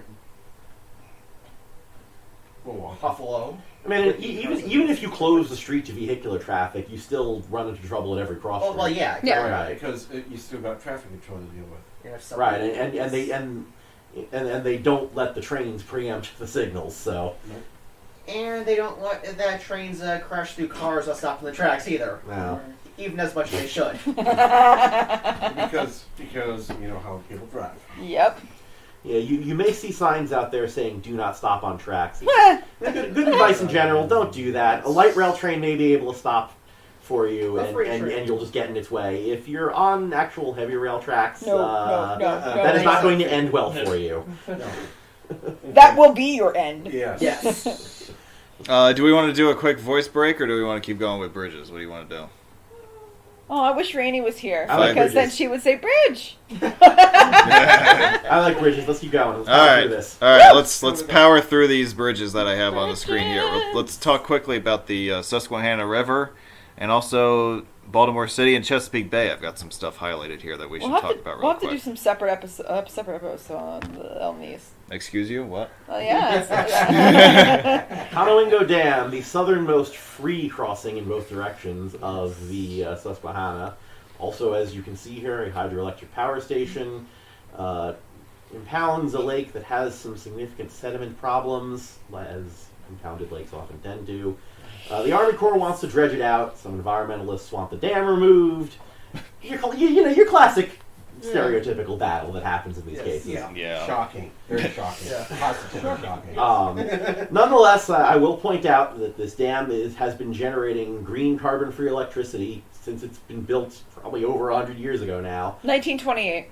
Not quite 100 years ago, but getting there. So, consider that. Just saying. Yep. And yet the environmentalists want it out. Lots of green power. Yeah, the US 1 roadway here is a fun drive. Oh god. Yes. If you haven't done So this before. narrow. It's Oh god. And bicycles are permitted on it. yes. Yeah. Somehow. If you dare. Yeah. Yes. I'm like, isn't this the southernmost crossing that allows pedestrians? That's what it is. But we're talking bicycles. Yeah. But yeah, because I don't know if they're technically allowed on the Hayden Bridge, are they? So Pedestrians aren't allowed on Hayden. no. Really? No. Unless you're doing the Susquehanna River Running Festival. If anybody wants to run that with me this coming September 2022, my goal is to do the 10K which goes over the Hayden Bridge. Okay, hate 'em. Tolls, we hate them. We hate them. You can also do the half marathon. I'm not doing the half marathon this year. Maybe next year. But this year, run the 10K with me. Yeah. Or you can- Screw Erica. There's a cluster of bridges. Good tidings in to the, you. yeah. And Millard Tidings was a senator. Yep. Go on. Okay, so that's all I have. Okay. If anyone was wondering who Millard Tidings was, well, that at least Now you answers know. your question. Yeah, At least it's free. he was a on one U.S. side, senator actually. from Maryland. It should be noted that this is, if it wasn't already obvious, that this is the I-95 river crossing here. Free southbound, $8 if you don't have a Maryland Easy Pass northbound. Yes. Take your pick. Yep. Yes. Yes. No, I'll take US. Yeah, Oh, Zeus. and Which is of why it's interest first to people here, Millard Tidings engaged in civil engineering with the Baltimore and Ohio Railroad in 1911. Ooh. There you go. All right, so he goes back a little bit. Speaking And of then he went into law. Oh. All right, so you also then down in that area have the railroad bridges. Yes. Amtrak! That is not the Amtrak Bridge. This, Oh. so there are two. There are two parallel rail lines running through here. One of which is used by the Amtrak Northeast Corridor and by MARC. The other of which is entirely used by freight. Yes. Yes, the Yeah. MARC train is on the other side. So there are dedicated bridges for CSX traffic and Amtrak traffic. at this spot. As you might guess, the reason for this is because they were built as two competing railroads. Yeah. Right. I believe someone yell at me if I'm wrong about this, but I believe that it's the Pennsylvania Railroad and the Baltimore and Ohio Railroad. Boo. Okay. Northeast Corridor. that is- sounds I'm right, saying though. somebody yell at me. Yeah, I mean, but Yeah, that sounds correct. I mean, Yeah. yeah, corridor is entirely Pennsylvania south of. Yeah, these two City, so. two rail bridges we're going to profile here were built roughly around the same time, which gives you an idea about the competition that was involved here. This bridge does not have a movable span.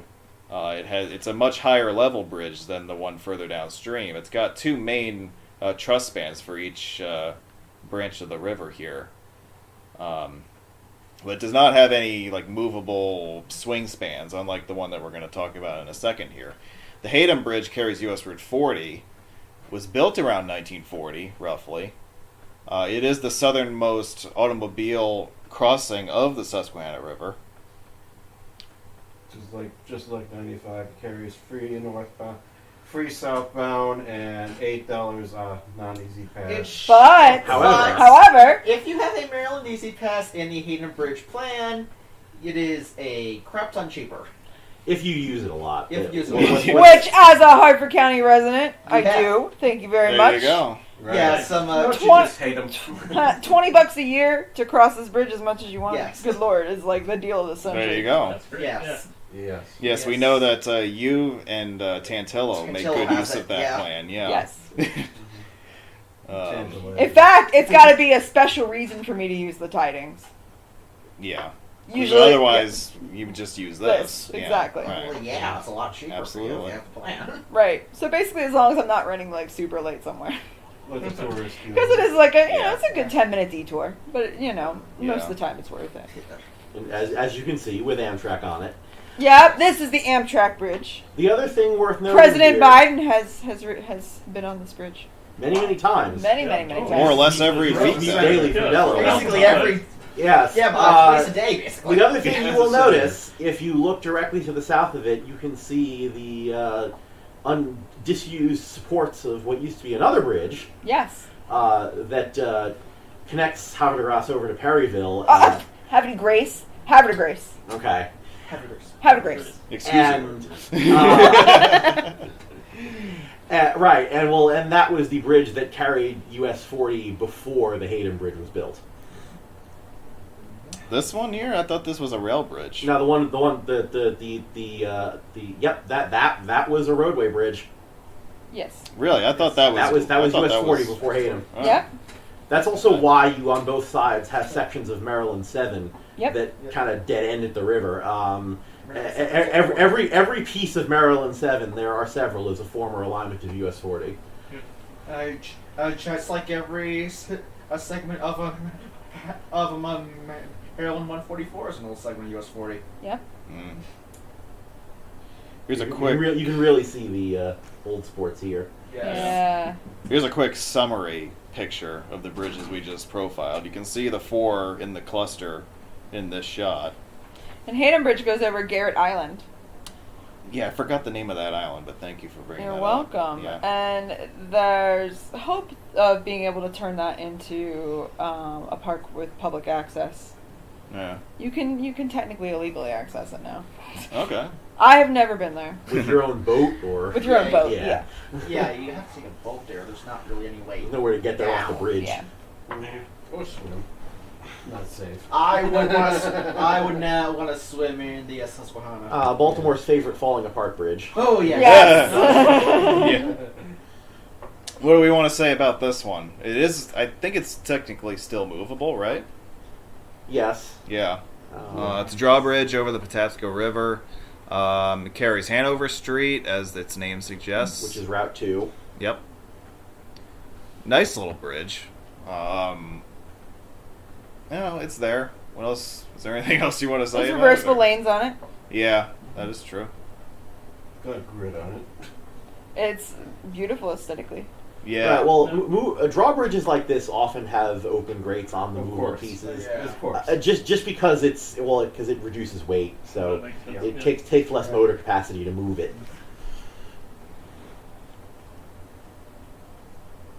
Oh, Key Bridge! Hazmat's welcome.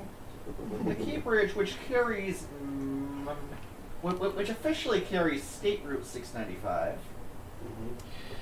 Yeah, so as we talked about before with the difference between the state highway designation and the interstate sign designation, this is technically still a state highway even though it's got interstate shields on it. Hazmats, this is one of the 2 main ways that those kinds of vehicles can get around Baltimore because they can't go through the tunnels, the Fort McHenry or the harbor. So they are allowed on this bridge. The other option for them is to go around the other way on the Beltway through Towson and that area. So you got 2 choices, but you just can't go through downtown. Planned originally as a tunnel. It was really on the dotted line on maps throughout the 50s and 60s as a tunnel.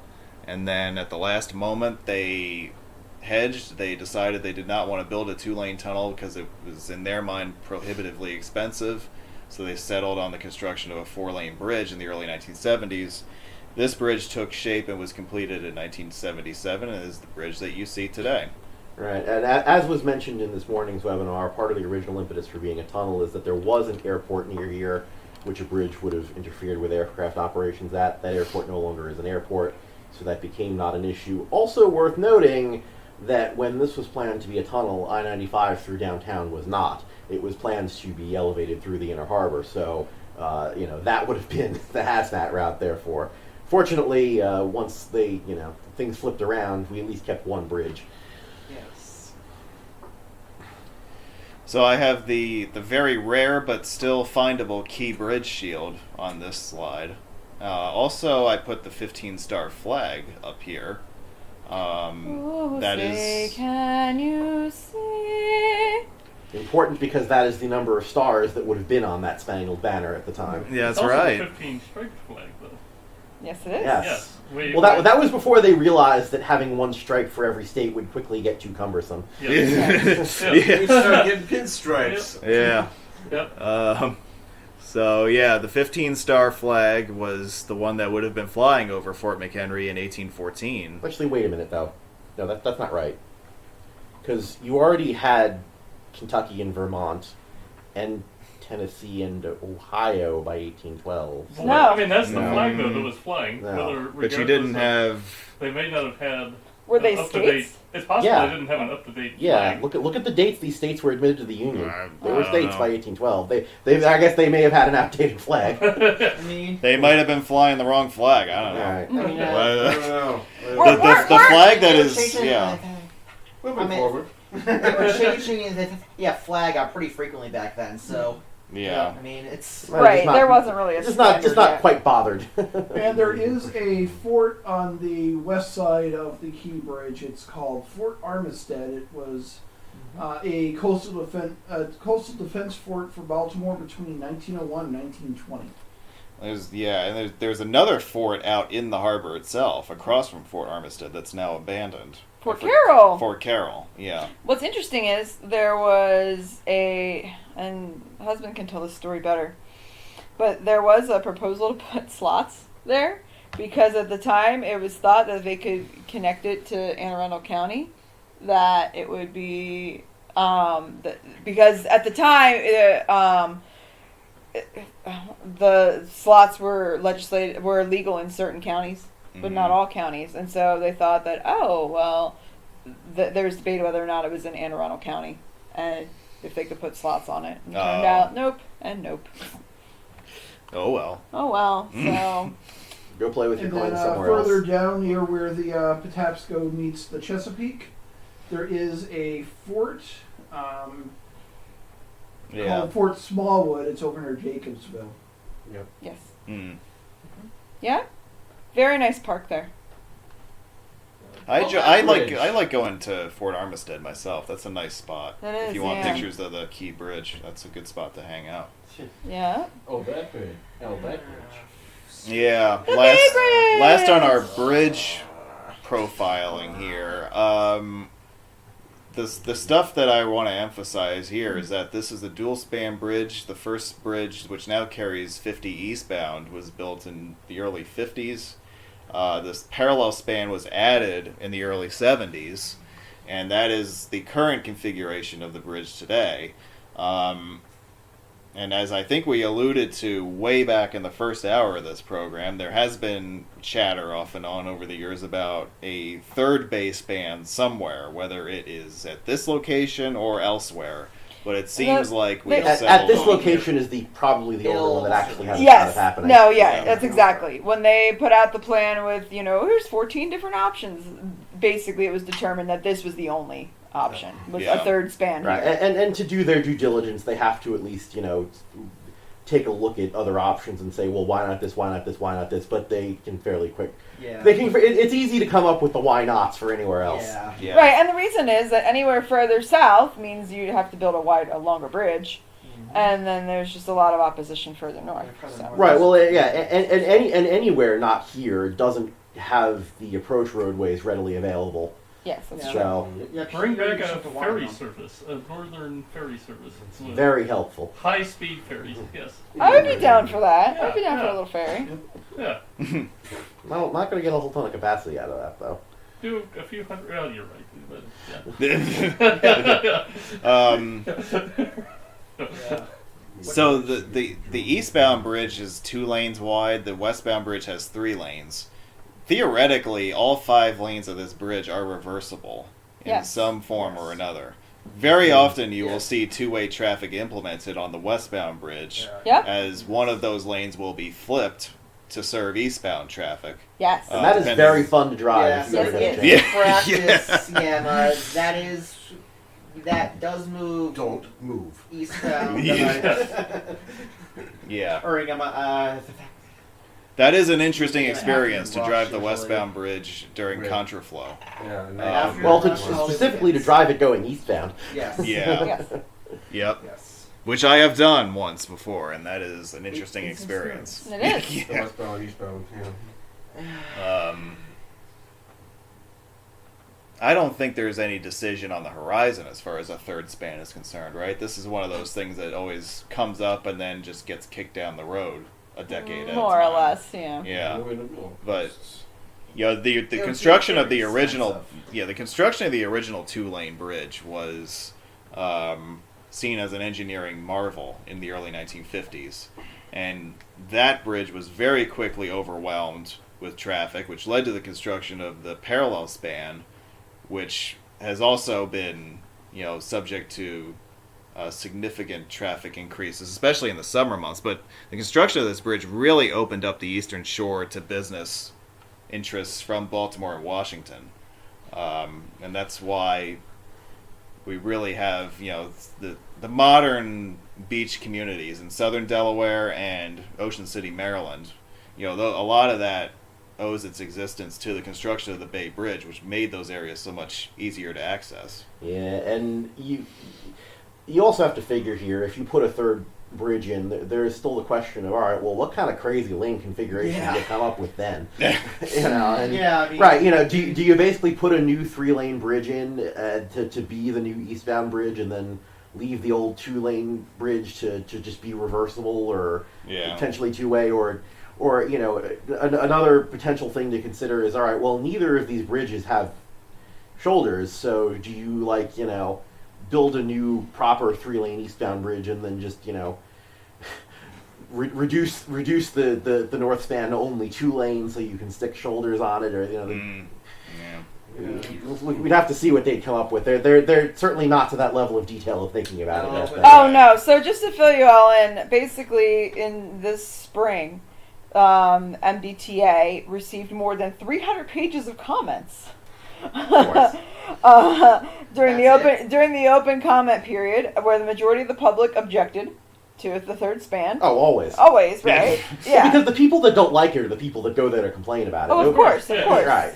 Yeah, the public comments inherently favor opposition. Of course. Of course. How it works. Oh, yeah. But basically, the draft environmental impact study was released earlier this year in anticipation of building a new up to $10 billion Bay Bridge by 2040. So that's sort of what they're looking at. Were. Well, I mean, I haven't found any more recent news. That it's basically, there's, the usual, traffic and environmental impacts and, that sort of stuff. But then also the question of, but the pandemic is, Yeah. So it's... Mm-hmm. I don't think I get the benefit to it. I mean, yes, it serves more recreational traffic, and maybe Delaware gets a few more dollars in economic development. Well, see, you hit on a big point, right? The Delaware stimulus package. That's right. Not entirely, though.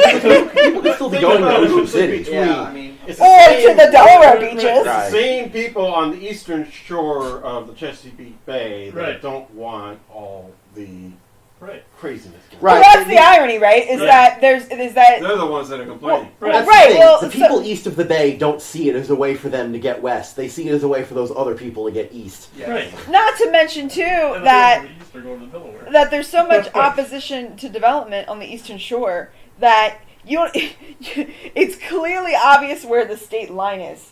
Anywhere on the eastern shore between Maryland and Delaware, because the Maryland side looks half abandoned. You cross into Delaware and boom, subdivisions. Right. Yeah. Oh yeah. Oh yes. Yep. Further north, at least. Further south, less so, but still. Yeah. Yeah, there's a lot more development on the Delaware side, definitely. The thing is, all that development in northern Delaware at that point is suburbs of feeding Philadelphia, not Baltimore. So. Right. Yeah.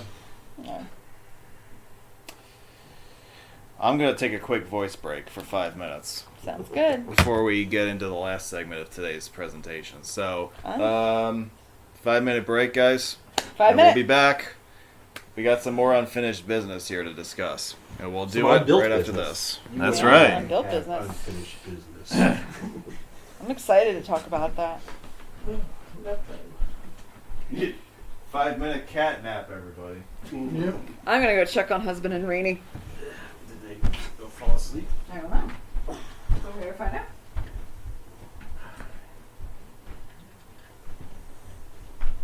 I would have to skip by them. I had a lot of food at Waffle House. No.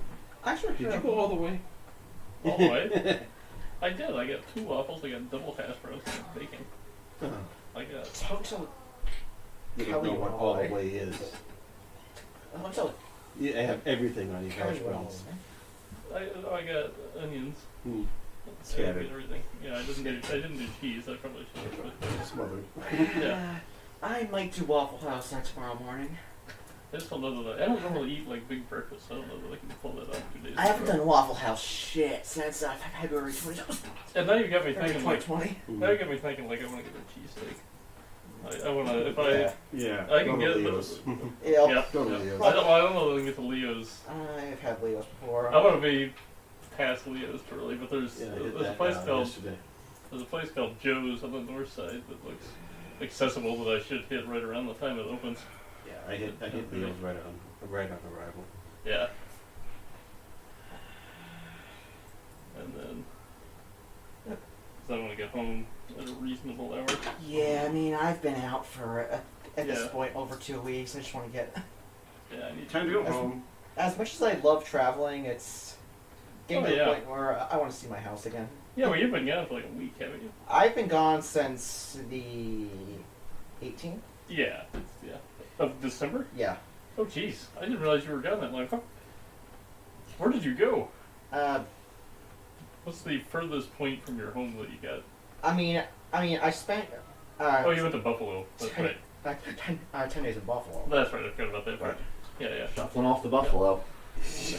But, Shuffle. yeah, I mean, it's... As much as I love traveling, it's like... and as much as I sort of want to keep going, at the same time, I'm kind of done. Yeah, it's time to go home. Actually, you should mention shuffling off the buffalo in front of your girlfriend and see if she knows what you're talking about. That is a Broadway reference. It is. Well, It she is. probably will then. I will. I'll bring that up. Hopefully, she's not listening to this right now. That could be what's happening. She is. Hi, Kelly. She knows we're live on YouTube, but I think she's cooking dinner or something. So, You hope she's cooking dinner. well, she said she's cooking dinner. Well, that's what she says She she's says doing. I believe dinner. She's making asparagus risotto. I don't know exactly what that is, but it sounds healthy. I have no idea what that is, but it sounds interesting, Yeah. to say the least. If no one else is gonna... I have a little bit of beer. I don't want to start back up again until Laura and or Mike are present. Yes.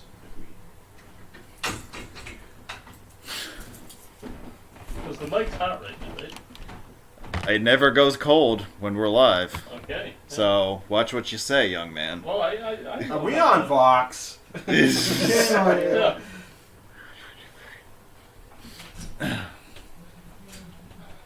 Yeah, but when I used to work in Idaho, they used to not be great at turning the mics off of county commission meetings. They'd forget to turn the mics off. Oh, really? Yeah, you'd hear, yeah. Like, one time an advocate wanted to testify on, like, bike ped stuff, and one of the commissioners goes up to him and is like, Clancy's here, and he's going to just do his little thing, and then we'll move on. He says that on the hot mic? Yeah. Oh, boy. Love it.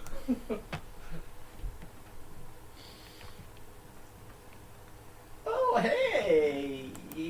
Oh, hey! Hi, Clancy. Nice to see you. Yeah, right. Yeah. Okay. Oh, boy. Long day, right, guys? This has been. Right? We're in the home stretch now. It's okay. The home stretch. Yeah. Yep. The pre-built.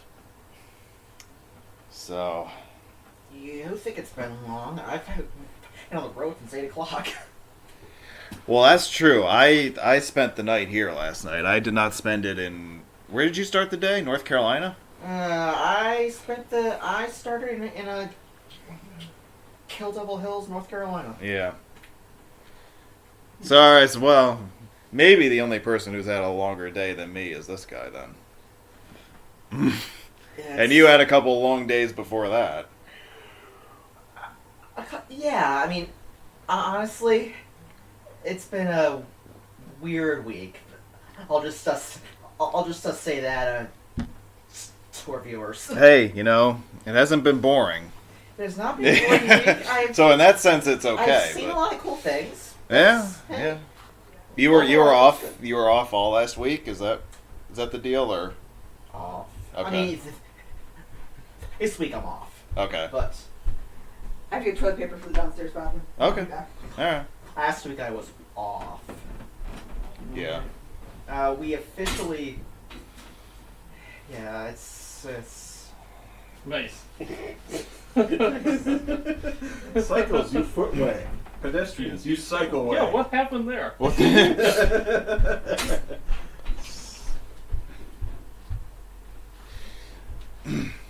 trade for a day.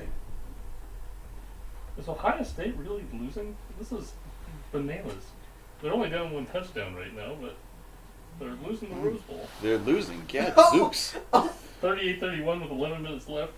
Woo, Utah's winning. Woo, Oh. cool. I think Ohio State can pull it off. though. Ohio State should have won that game. That's the thing. Ohio State should win that game by a lot. They should, and so that's disappointing. Well, yeah, because the Pac-12 stings The this Pac-12 year. So isn't. And I wouldn't say they stink. They're just. They never they're just really- not balanced. relevant on the They're- national They scale. never They're had a chance to balanced. prove themselves. Yeah. The problem with the Pac-12 is that they're balanced, which, when it comes to the national championship stuff. Oh, good. I mean, I love the thing it. is that Ohio State lost the Michigan game this year, and so once that happens, that deflates all the era. Well, it's kinda like, it's yeah. They were eliminated from the playoffs. They lost. Yeah. So. that kind of ends this. That's why I Yeah. didn't particularly care to watch. So the now, game, but especially nowadays, teams just mail in these bowl games Oh, yeah. because if there's nothing at stake anymore, then what's the point, you know? The bowl games Yeah. are really for the money. All right, we've hit the unbuilt freeways section proper. I know we've kind of gone over some of this stuff in passing, but I do want to mention these highways that we have on screen here, and also once again go through and summarize the different highway plans. And there are still some other highways in Baltimore City that we have to profile that we haven't gotten to yet, but we'll do that in due course here in this final segment. Okay. Starting with this map of the city in general, I'm going to do the best I can to kind of illustrate some of this stuff for you.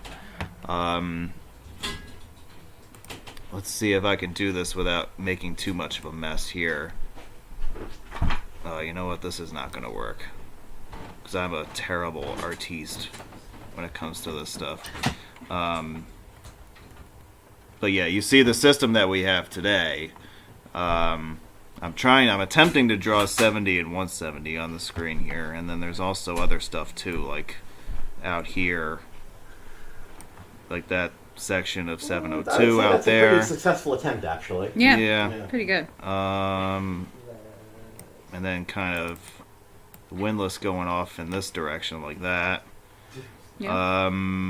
What else we got? Route 10. We didn't really spend a lot of time on Highway 10, but there was an idea to extend it up through Brooklyn and up over Hanover Street into town like that.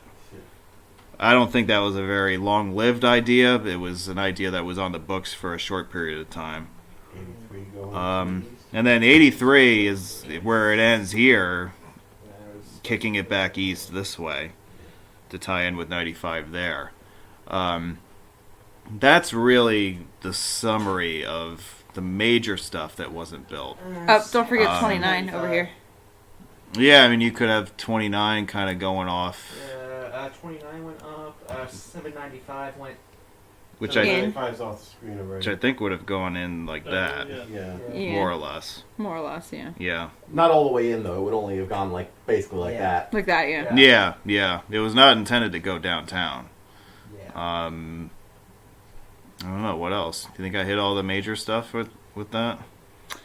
Yeah. I think I pretty much. At least you hit all the major stuff with that, tying into what ultimately exists today. Mm-hmm. Because, there were some other plans, right? Like some early plans, like where the East-West Expressway would have been further north, Yeah. Let's, along the 40, continued along kind of the 40 corridor.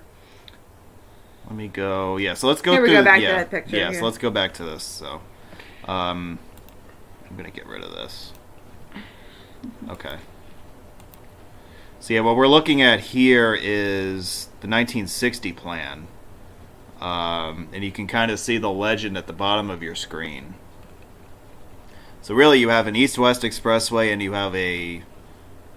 If I draw the east-west, highlight that in yellow, right? So that's what this is here. Right. You see the western portion of that looks kind of like 70 and 170. Yeah, that's. So Yeah. basic, Right. you have 70, 170, you have the southern half of MLK Boulevard, and then Pratt Street across downtown. If I draw what they consider the Southwest Expressway in blue, and then what became the JFX in magenta, and they would have met right at the Inner Harbor. Which is right about where 83 now ends. Yeah. So. Yeah. Although 83 ends at Fayette Street, and so it would have gone a few blocks more south. Yeah. No, only a few. It is that close, though. Yeah, but it's Yeah. pretty close. It's pretty close. I mean, so you have the streets in order, right? So you've got Fayette, you have Baltimore Street, you have Redwood Street, Lombard Street, Pratt Street. So, yeah. Yeah, so if we take what we saw on the previous slide and sort of visualize it in a artistic rendering, you get this, which is the huge elevated four-way junction between the southwest, the east-west, and the Jones Falls expressways. With 3/4 of an interchange. Yeah. Because incomplete Yeah. interchanges were in vogue back then. Yeah, right. Well, what's interesting about this plan too, is the Pratt Street plan was designed as it was. You can see there's a tiny ramp that go if you're going westbound. Yeah. There's a tiny ramp that hooks into Charles Center, which is the big urban renewal. Big urban renewal development in Baltimore. That actually, of all the urban renewal developments in the country, was really the one that was built to completion. I also, this might be obvious to you guys looking at this rendering, but I would just like to point out that all of this elevated freeway space would have completely cut off downtown from the Inner Harbor, Right. as you can see. Yep. I got to imagine that was a major factor in why this particular plan was ultimately vetoed. Correct. Right. Well, Yeah. another thing to keep in mind here that whenever studying history, one must think about things in their contemporary context. See, today we look at waterfronts as, hey, look, we're going to go stroll along the pretty water. The reality is that up through the first half of the 20th century, waterfronts were usually either docks and or industrial, a lot of factories and warehouses. So they weren't really pretty places to be. Yeah. And No. so when you knock these places down to build highways, you kind of weren't destroying anything that people highly valued. Yeah. Right. Right. That was where all And- the waste got dumped. Yeah. Yeah. Right, and Yeah. people often looked even at rivers as, Yeah. open sewers Yeah, because they weren't... Right. Yeah. Yeah, and that really didn't change until the 1970s. Right. With the is environmental why- movement. Yeah, the environmental yeah. stuff. Right, which is Yeah. why today you have so much controversy over waterfront highways, because so many of them exist, but at the time they were built, no one saw this as an issue. It only became an issue later because people's perception of and relationship with waterfront real estate completely changed. Yes, not to mention too that there was, that a lot of times these waterfront expressways were favored because they were not going through neighborhoods. You were going through industrial areas, Right. and you think about that if truck traffic, it's keeping truck traffic in the areas where truck traffic would need to go anyway. Right. Yep. I would also like to point out that in 1960, the city of Baltimore is planning an expressway network for a city of about 800,000 people, as opposed to the less than 600,000 that it has today. So that also has to be taken into historical context here, that they were planning for a much heavier used system in the 50s, I would say, than what we ultimately have right now. So Well, Baltimore, like in a lot of other cities that have large unbuilt freeway proposals, has shrunk a lot since. Yeah, proposals. So. yeah. Okay, this is actually a really good illustration of what I was talking about earlier. You see where the middle I-95 shield is, and the line straight north is Light Street. So that was the original This plan. right here? Yes, that was the original Okay. planned spur that did get built, even though 95 later got moved further south. That the part along the Inner Harbor got built, not the part Okay. in Federal Hill. Oh, okay. So this was a later iteration of this plan, right? This is the 10D plan. Okay. And the difference here compared to the previous plan is that rather than go across the Inner Harbor via the Pratt Street corridor, instead they moved the 95 further. They moved the highway further south through the Federal Hill neighborhood. And why this is important and a big deal is Federal Hill is one of the oldest Federal Hill, and then to the east where the other 95 Shield is Fells Point. Those are two of the oldest neighborhoods in the whole city. So really the opposition really started a lot of the historic preservation movement. Yeah, it really took flight in Baltimore around that time, right? Yes. It became a citywide thing, I believe. Yes, Yeah. it's kind of a cool story how it all came together. Yeah. But, as far as white neighborhoods and black neighborhoods coming together to oppose the destruction of their neighborhoods. Mm-hmm.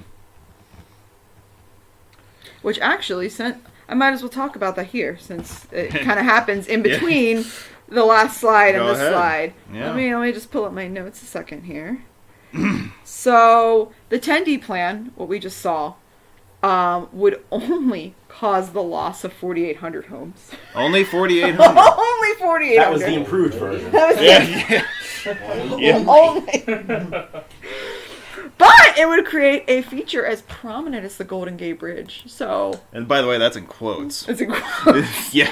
They weren't kidding when they said that. No. No, well, And the other thing to keep in mind with that number here too is that this is helpful to note for a sense of scale. Is that relative to especially old and dense urban neighborhoods, freeways are big. They take up a lot of space.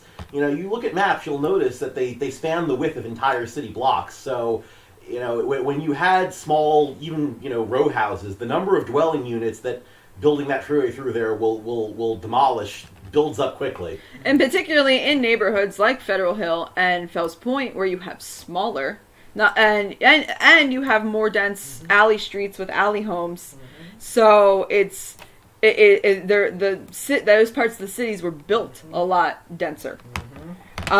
So basically, in opposition to the 10D plan, Councilman Tom Ward helped hold up the plans by assisting on additional reviews and adjustments, which allowed for groups to organize. So, if you keep insisting on these amendments, it kind of kicks the can down the road, right? And so the major groups that came from this movement, right, were the Relocation Action Movement, their acronym was RAM, Congress of Racial Equality, CORE.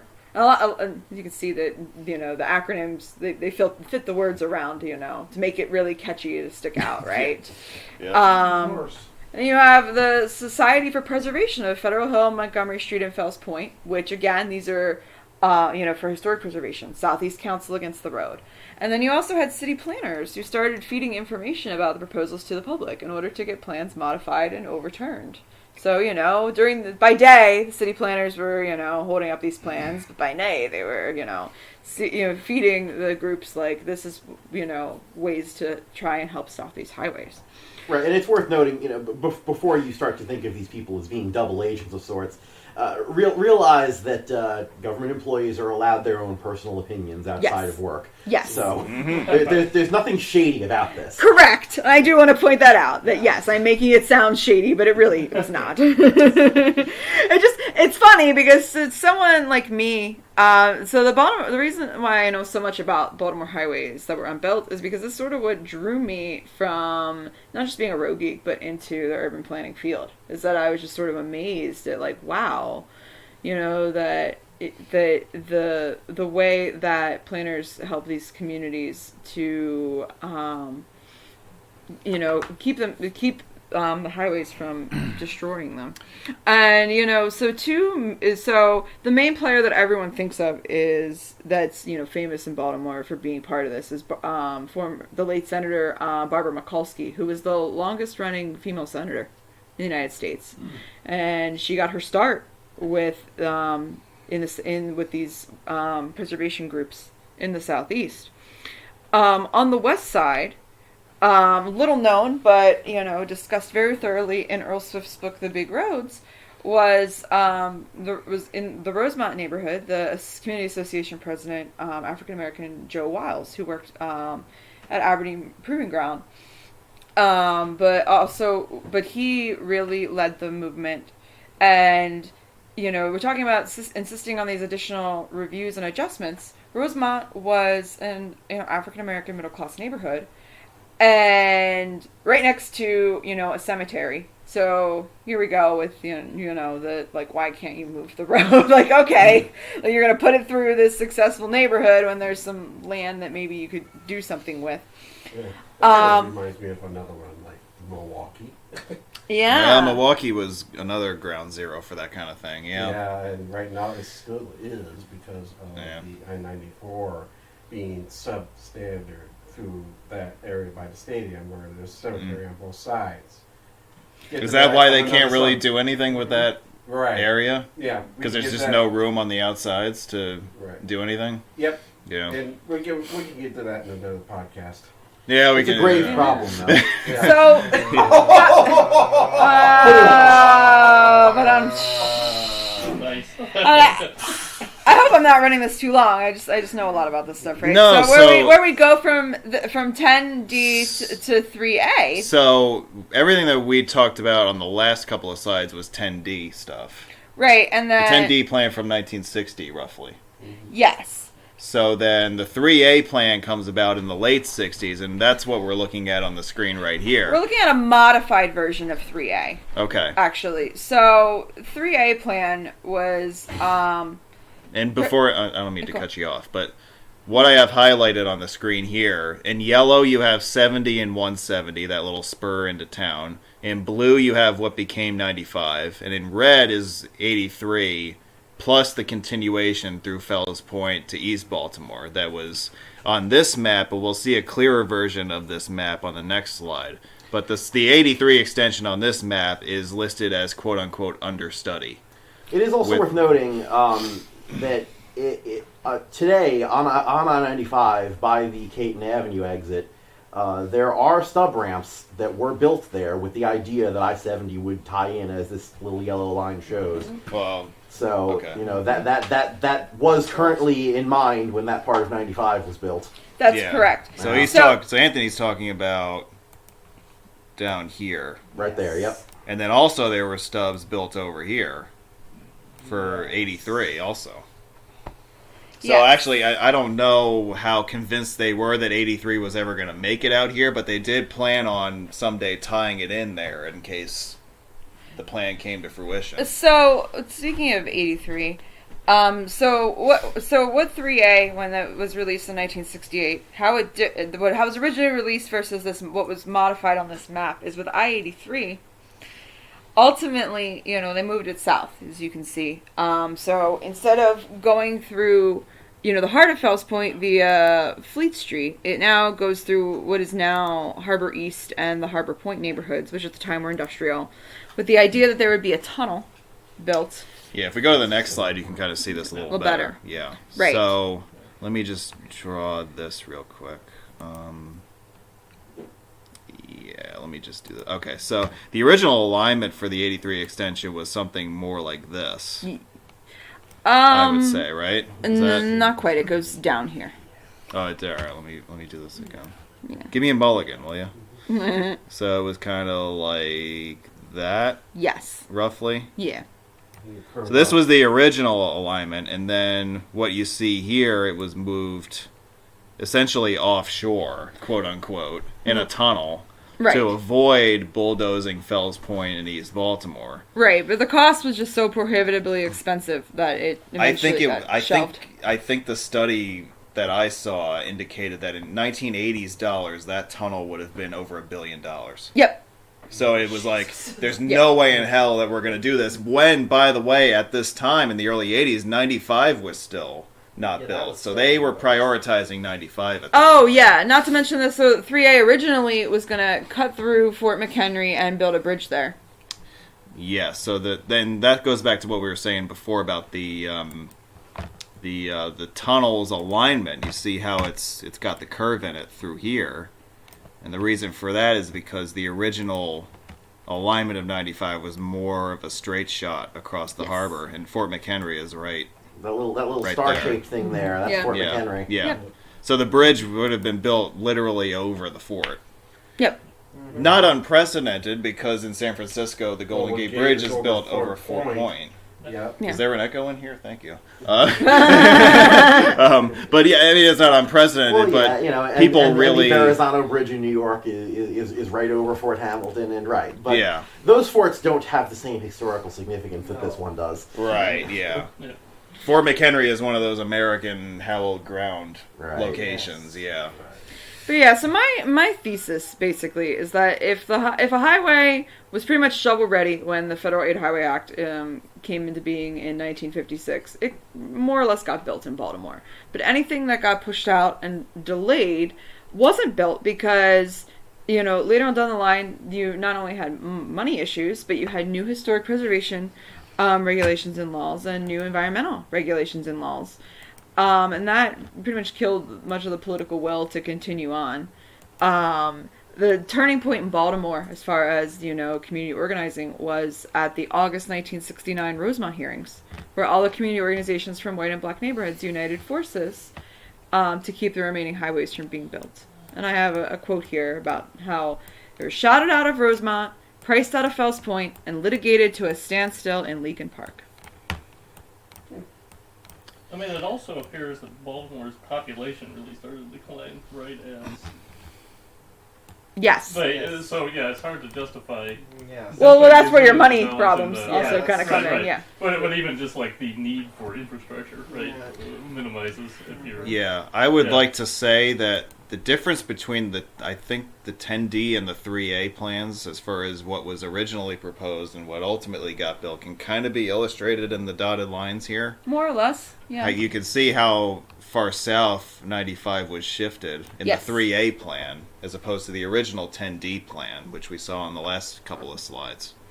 Yeah. And this is roughly the area where you would have had that major confluence of freeways on the Inner Harbor. But notice how 95 has been shifted well away from that, and in its place you have the 395 spur and arterial boulevard around the west side of downtown as a way to compensate for, again, relocating these freeways away from the Inner Harbor. Right.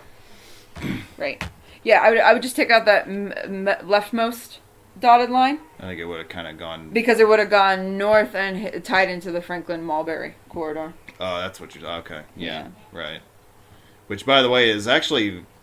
It was built kind of where it was always planned to exist. Yes. More or less, So right? what's kind of wild about and really sad, honestly, is that from pretty much every single highway plan from 1942 included an east-west highway through the Franklin-Mulberry corridor. And a big reason for that is that, you know, and Robert Moses, even in his 1944 plan, suggested to put it there because it would wipe out the slums and homes of 19,000 people. Yeah.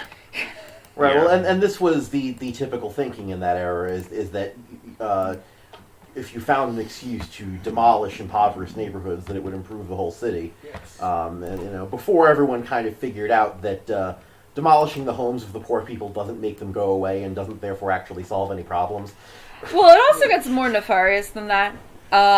So, if you want to read something that will depress you, read the book The Color of Law by Richard Rohr, because a lot of this slum clearance was not just to get rid of poor people, but to get rid of integrated neighborhoods Yes. with the intent to then segregate Yep. the people living in those neighborhoods into new public housing. Yeah. Yeah. That part of the story they don't tell you in history books. No. Unfortunately, they don't.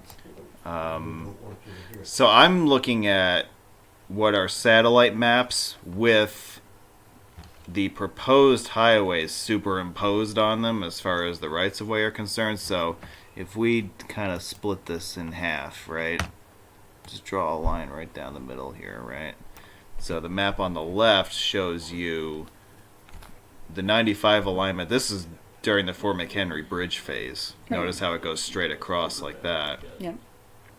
You also have the original 83 extension right through Fells Point without a tunnel on this iteration of it.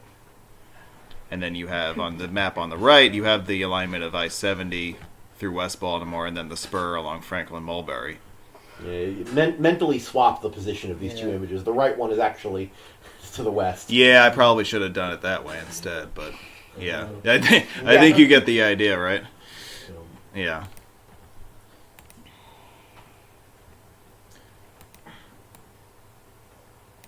So I think we've gotten a pretty good overview of 10D versus 3A and where things were originally planned to go and where they ultimately went.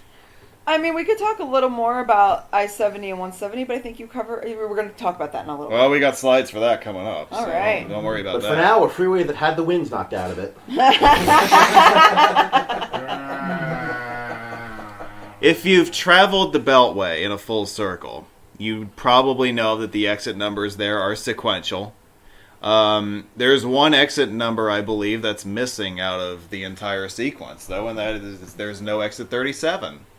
That is because that number was reserved for an interchange that was planned but never built, involving the windless freeway in the east. I guess it's not The really... Patapsco Freeway. Yeah, Patapsco Freeway Junction. As we mentioned before when we were talking about the Beltway, there were little bits and pieces and fragments of freeway that ended up being incorporated into the Beltway itself. The Beltway itself utilizes about a 1 mile section of a freeway that was intended to be its own separate corridor there. Mm-hmm. The Windlass Freeway was intended to connect the Moravia Road and the north end of the Harbor Tunnel Thruway with the area around White Marsh as a second freeway complementing the JFK Highway. The section that is incorporated into the Beltway was the only section that was ever constructed. There were provisions laid aside for interchanges, both with 702 and with the Patapsco Freeway, but they were never fully utilized. Also, there are ghost ramps at the Moravia Road JFK Highway interchange. There used to be a BGS there. There did, yeah, and what used to be on those BGSs. Then for future use or future road or something like that? Yeah, I think one of the signs on the right that leads towards the ghost ramp used to say for future use. For future use, that was what it said. In button copy, of course. Yes, button copy! It's like that they actually took the effort to write that out. Which is, yeah, I mean... New York used to do that, so, I mean... Yeah. It happened. So, like, the Moravia Road Expressway, plus that little piece that was incorporated into the Beltway later, those were kind of the only two remaining fragments of that much larger planned freeway that was intended to serve the northeast suburbs. Well, you have escaped your profile of I-70 until now. I would say in Baltimore terms, the I-70 discussion is much more notable for what doesn't exist as opposed to what does exist. I-70 begins all the way out in Cove Fort, Utah, at Interstate 15, and comes to a glorious end here at the Security Boulevard Park and Ride lot. An absolutely amazing conclusion to a near transcontinental interstate. Well, and the city line is in that picture to the left. Yes. Yeah. Yes. So, It is a security the road very barely exists within city limits. Right. Mm-hmm. Also, you notice the overhead lighting. That was intended to be a City of Baltimore thing. So that also kind of denotes the city line also. I think the city line is more or less on Security Boulevard at that point. Yes. Right? Yes. Yeah. We've talked about the 10D and the 3A plans as far as what would eventually become I-70, but things really came to a head from a litigation standpoint in the area around Leakin Park and Gwynns Falls as a combination of both the environmental movement and also the historic preservation movement. And there ended up being what I would consider to be insurmountable opposition to a freeway through that area. Right. Also, specifically, building opposition to the use of urban parkland for freeway construction. Which, again, in the 50s and 60s was done quite a bit because you figure, well, gee, we can just take this land that there are no buildings on. We don't have to demolish anything to put the highway here. Great. Except you're now taking away people's parkland. Yes. And it is because of this that Section 4F exists. So now, frankly, it's easier to demolish buildings than it is to take parkland. Yes. Yeah. Legally speaking. And of course, Section 4F has created other issues, but that's for a completely... Yes, well, it's readily abusable and Yes. been done so in many cases, which we can come up as appropriate in future Yes. discussions. Yes. So I'm trying to find the name. So speaking of, acronyms, I'm trying to find. There was a really good acronym because the case was literally called Volp versus Volp. Volunteers opposing Leakin Park Expressway. There you go. Okay. And and it was they came up with that name because what is Volp I'm drawing a gigantic blank. Why is it called Volp? Is the what is Volp? It's the Volp is the other party in the lawsuit. Volp Transportation. Yeah, I'm trying to remember. Yeah, I mean, I've heard of them. Oh, John Volp was the Yeah. Secretary of Transportation at the time. Yeah. Yes, so he was the Secretary of Transportation, and so that's why the group was named Volp. The idea was that it was Volp versus Volp. So they created a Volp acronym? Yes. Okay. Yes. And yeah, basically how they stopped, I-70 from going through was just tying it up in litigation for the better part of a decade Yeah. until, recession times happened and the freeway got canceled.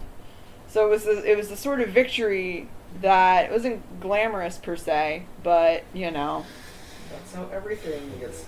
Yeah, so there was work done on I-70 in Baltimore City, in the form of stub ramps that you really can only see from above, like in these pictures here at I-95, which would have the Caton Avenue interchange. You yeah, can see it here. which was intended to be the eastern terminus of I-70, a bit west of downtown.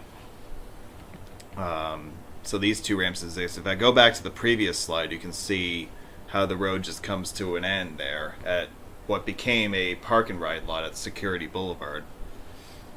And you can see, if you look at this picture on the right, this picture is facing east, and you can see the downtown skyline at the far right hand of the picture. You can see all the green space that was ahead of this road that it would have had to go through in order to reach West Baltimore. By the way, I think this is true that the Gwynns Falls, Leakin Park area is the single largest green space area in Baltimore City. Is yes, that right? it is. Okay. Yeah. So in a way, it is the Central Park of Baltimore. Yeah. And No, yet no, obviously maybe not. not with the same Not in significance, terms of being but central, but Right, in not terms of not as far as being central, and not as far as being Premier designed Park. in the way that Yeah. Central Park was. yeah. So you can kind of see how people in the 70s with the environmental movement in full force. This diagram, by the way, is physically posted on a sign in that park and ride. If you go there. This one Yes. here. Yep. Yes, Yeah. it is. That had a little historical marker talking about why Why- the freeway ends there. Yeah. I just think about all the landscaping that would have had to be necessary. You probably would have had a terraced freeway in through here. Also, take note of the land tunnel that would have been needed here. Unbelievable amount of disruption to the natural landscape here just to yeah. fit this thing in to interstate standard. Would Insanely have. expensive too. Oh yeah. To build it to modern interstate standard in the environmental era, absolutely. Yeah. Yeah, but how are you talking Glenwood Canyon style stuff here? It probably would have had to be along those lines, as I said. With the terrain that you're having to traverse through there, yeah, it wouldn't surprise the me. terrain isn't quite Glenwood Canyon, but It isn't. As far as the need to have a It's not terraced flat. freeway, yeah, I Right. would say Yeah. that's probably what you would be looking at. Yeah. So 70 was stopped successfully through the city of Baltimore. The continuation or the spur off of 70 that would have linked that highway directly with downtown was therefore doomed by association, more or less. Right. So originally, intending in earlier plans, I-70 would have gone through Leakin and Gwynn Falls Park, and then become the Franklin Mulberry Expressway, and then turn south on what is now MLK Boulevard. Later in 3A was when it was decided that instead we'll continue 70 south and then do this 170 spur through Franklin Mulberry corridor. What's really unfortunate is that so there, as we said, lots of lawsuits, litigation to stop 70 and 170, except the fact that since the Franklin-Mulberry Expressway had been in like every single plan since 1942, the case that it would be subject to the modern, at the time, modern environmental regulations, that it was determined that it was not subject to those. Mm-hmm. So they made the bold assumption that if they built the Franklin-Mulberry piece, they would eventually win and be able to build the rest. Yeah. Then they would create hey, look at this. It's a shame it doesn't connect to anything. Right. Well, and this is not the only place this sort of decision was made, where it ultimately ended up leaving a sort of orphan section of Freeway. But it is perhaps the most notorious example out there. It is also not just an American phenomenon either. It has happened elsewhere in the world. I can see that. Right, and so the section that was built, the Highway to Nowhere, is 1.39 miles long. In Baltimore City, it is actually named I-170, even though it is no longer labeled as such. So on official city documentation, it's referred to as I-170. Yes. Even though we have not had I-170 shields on Franklin-Mulberry in 40 years. That is roughly. correct. Yeah. Yeah, and as I was mentioning before, this freeway takes up an entire city block. It doesn't quite have to. There is some spare lands to one side. Well, the problem is, though, that it doesn't just take up a city block. They, excavated hardcore. You can see it in the pictures here, It is deep. It is deeper than the blocks to its north and south. So you'd have to fill it in order for it to reconnect to its landscape. Which, from an equity and social justice standpoint, if we want to truly right the wrong, it's what needs to be done. But would be extremely expensive to do. Yeah, there's also this little thing that West Baltimore isn't exactly starved for real estate. Well, it's not. It's also not prime redevelopment territory, which means it will. It is also worth noting that you may have noticed this in the previous photo, that there's also blank space in the middle. That was deliberately preserved for the construction of a rapid transit line. And as recently as the doomed Red Line proposal was supposed to be used for such. So there is also that. Well, so that's what I was going to get to, is that, going back to that original Metro discussion, right? That it was going to, that the east-west line was going to go through the middle. And then in the 21st century, when the Red Line was being planned, they, because the land was already there, they were just going to put it through the middle again, which was, the path to least resistance, but also extremely outdated, the concept, because, 21st century, rail, you want it to connect to the neighborhoods around it. And they would have had a station at each end. And they built actually a huge hub at the West Baltimore Mark Station, which is at the western end of the Franklin-Mulberry Expressway. There would have been a station on the east end at Harlem Park.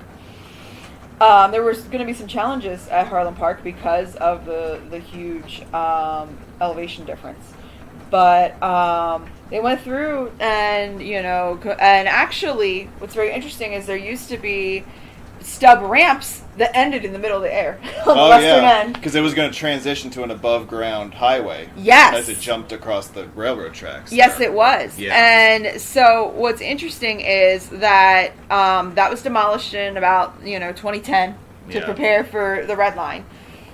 Unfortunately, Governor Hogan ran on one of his platforms that he ran on was canceling the Red Line.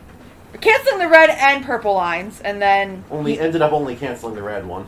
Yeah, because that wasn't motivated by any sort of things that happened, like right. Well, this is the other thing that will be pointed out by people, is that the one of those two lines that ended up not getting canceled is the one where the average skin tone of the average rider is going to be lighter. Yes. Yes. Coincidence, no doubt. Yes. Basically a sunk cost, as it says in the chat. I don't know if this is 100% accurate, but the east end of Franklin Mulberry, where it ends today, that's always where it was planned to end. That is correct. Right. And what's interesting is that in 2017, this is actually post. So with the red line coming through, that end, there was talk about how to redevelop that. And even as recently as 2017, real estate firm, because there's an abandoned federal complex at the end of the Franklin Mulberry Expressway, and so there's actually talk of demolishing the overpass there. Has there been any talk? And basically making it at grade at the end, and then redeveloping the land there. Gotcha. And what's interesting is that they actually closed, and this is the sad reality of the Highway to Nowhere. In 2011 and 2012, they closed it for several months, and there were no traffic impacts at all. No. Right, so have there been any? Look at this picture and look at. Right. Has there I think this picture may have been taken during 2020.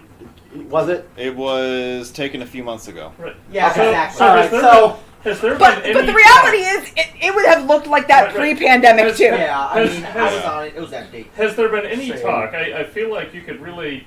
This is a great picture, and I feel like with proper, if you got a good landscape designer, you could close one of these carriageways, do some sort of park in there, and do. This looks like a great candidate for bus rapid transit to me. Yes. Has there been any talk of doing that? So there's been a lot. Just make those bus lanes. Express bus is a lot cheaper than doing a rail or something. So like again, that. there's been a lot of people that have proposed things. I'd have to look back at my notes. I don't know if any of those were. I don't think any of those were like official by like the city.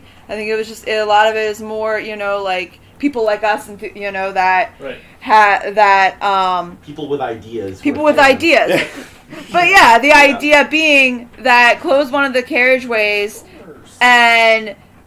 Well, actually, you could really close that. Yes, you would get rid of the highway. You'd put rail on one side. You'd put green space in the middle, and then you would redevelop down in the ditch on the other side. You'd put new mixed use and like local street. So I that sounds grandiose to me. I'm thinking. Bus rapid transit is cheaper, is more flexible than rail. You can take stops easier. You don't have. Yeah, so that was actually one of the proposals that came up during the red line, and that was actually one of the big groups that opposed it. That was their solution. They were called the Light Rail Coalition. Okay. That they wanted light rail on the west side, and they wanted they wanted streetcars on the east side, and then there were other plans about having bus rapid transit. In the aftermath of the cancellation, there has been a lot of effort put in, and I worked on the Baltimore Link project, and that while there's no dedicated bus rapid transit lines, the idea of doing transit signal priority, dedicated bus lanes that are painted red, and I just mean down in the ditch. You do it down there. Are there any buses that use this currently? Yes. Okay, so it's already getting used by buses. Right. The way you would make something else out of it, I guess, is if you managed to put a bus stop or two in there. Right. Well, so you have both. You have both basically. You can design an elevator and a staircase. Basically. So you already have both. You have bus lines that use the Franklin and Mulberry streets. That you have more stops, and then you have buses that act more as an express bus that just pound through the highway to nowhere and skip the neighborhoods. So you already have that. You don't even really need it. It's already kind of like a de facto bus rapid transit there. It's not like you need a dedicated bus lane while traffic's getting in its way. Right. No. Well, There's no traffic. I just feel like this is such a unique situation, and I feel like if you got a really good landscape architect can just tell you what to do with that hole. Yeah. They can probably find something interesting that doesn't require filling it in or some use. So the hope with the red line actually, so I mentioned about West Baltimore Mark, right? And the idea was, that on the west end of this corridor, you have the West Baltimore Mark station, and that you would use that as the spur, right? That you have the Mark which takes you to, can take you to Penn Station, so you can get on Amtrak, or, can take you to, DC, but then also the local to get you into downtown. The idea was to use that to spur development and then take it eastward. Right. Well, take it in all directions, really. But you could hypothetically take it eastward into downtown. So that was the hope that got squashed.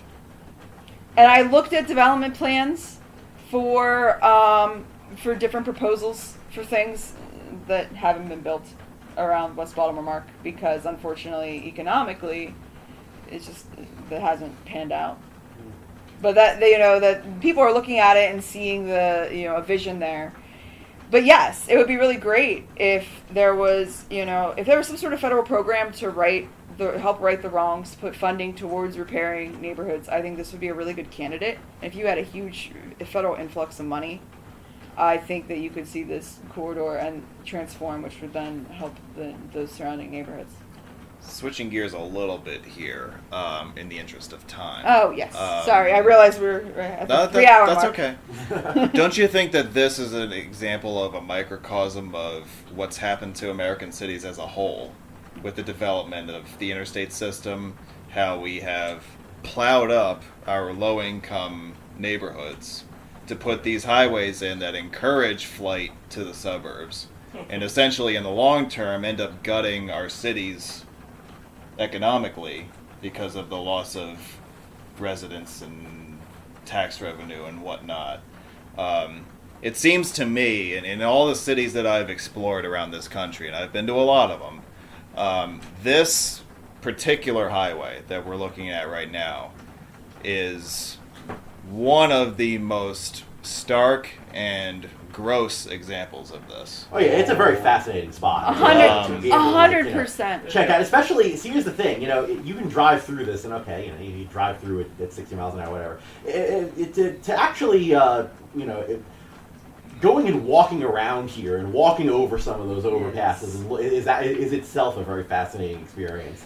And it was only, for me personally, it was only until I got the drone and I went 400 feet up to take this picture that it really hit me just what a large crater this is, in what you would think would be a prime spot for real estate and a prime spot where people would want to live. I mean, look how close you are to downtown there. Yeah. And when you drive there and you walk around there and you see the actual conditions, it's quite the opposite. Yeah. Yep. It is the grossest example, I think. And I realize I'm a little biased in saying that because I'm from here, but I've never seen any other exexamples. I am a pro highway guy. Yeah. I'll just say that I am. It's absolutely disgraceful what they did here. It really is. It's urban planning negligence to do what they did here, to blow up this whole neighborhood. Not even being sure that they would be able to build anything west of here, right? Because remember, this was the part that was not subject to environmental issues, right? So this was, whereas everything west of here was subject to the litigation and the environmental review, this was clearly not, and they just decided to obliterate this. In my estimation, and this might be an unpopular opinion, they obliterated this neighborhood for no reason. Well, they obliterated it because it was currently, in vogue to do things like that for reasons which, of course, are themselves not good. But yeah, fundamentally, the big thing you see here, that this is a great example of how you have this freeway to nowhere.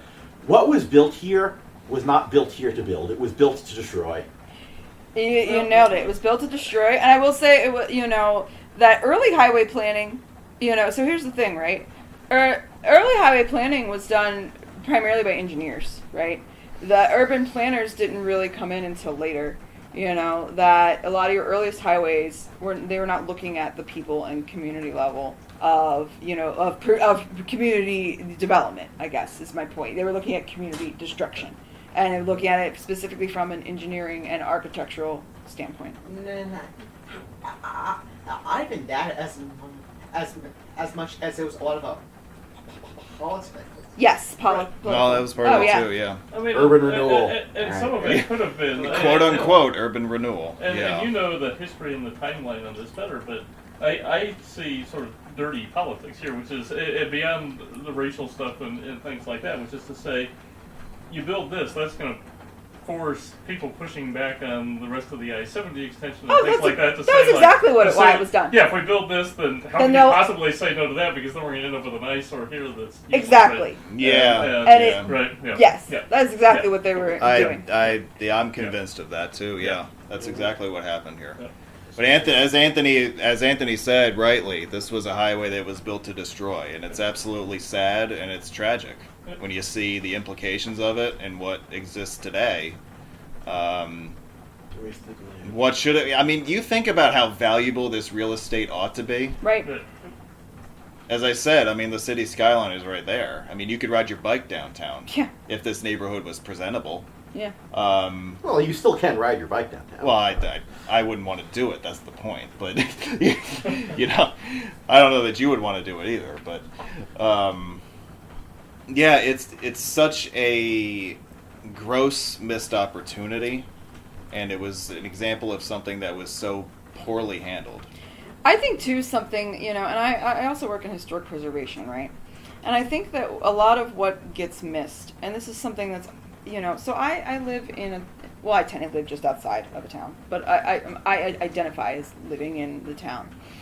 I live in a town where when it was platted out in 1772, my direct ancestor had a plot on Main Street, that as a middle-class white woman, that I have these very obvious claims to history and to going back, generations, far enough that I can't even count. And when neighborhoods like this get destroyed, all of that history and sense of place and community gets destroyed with it.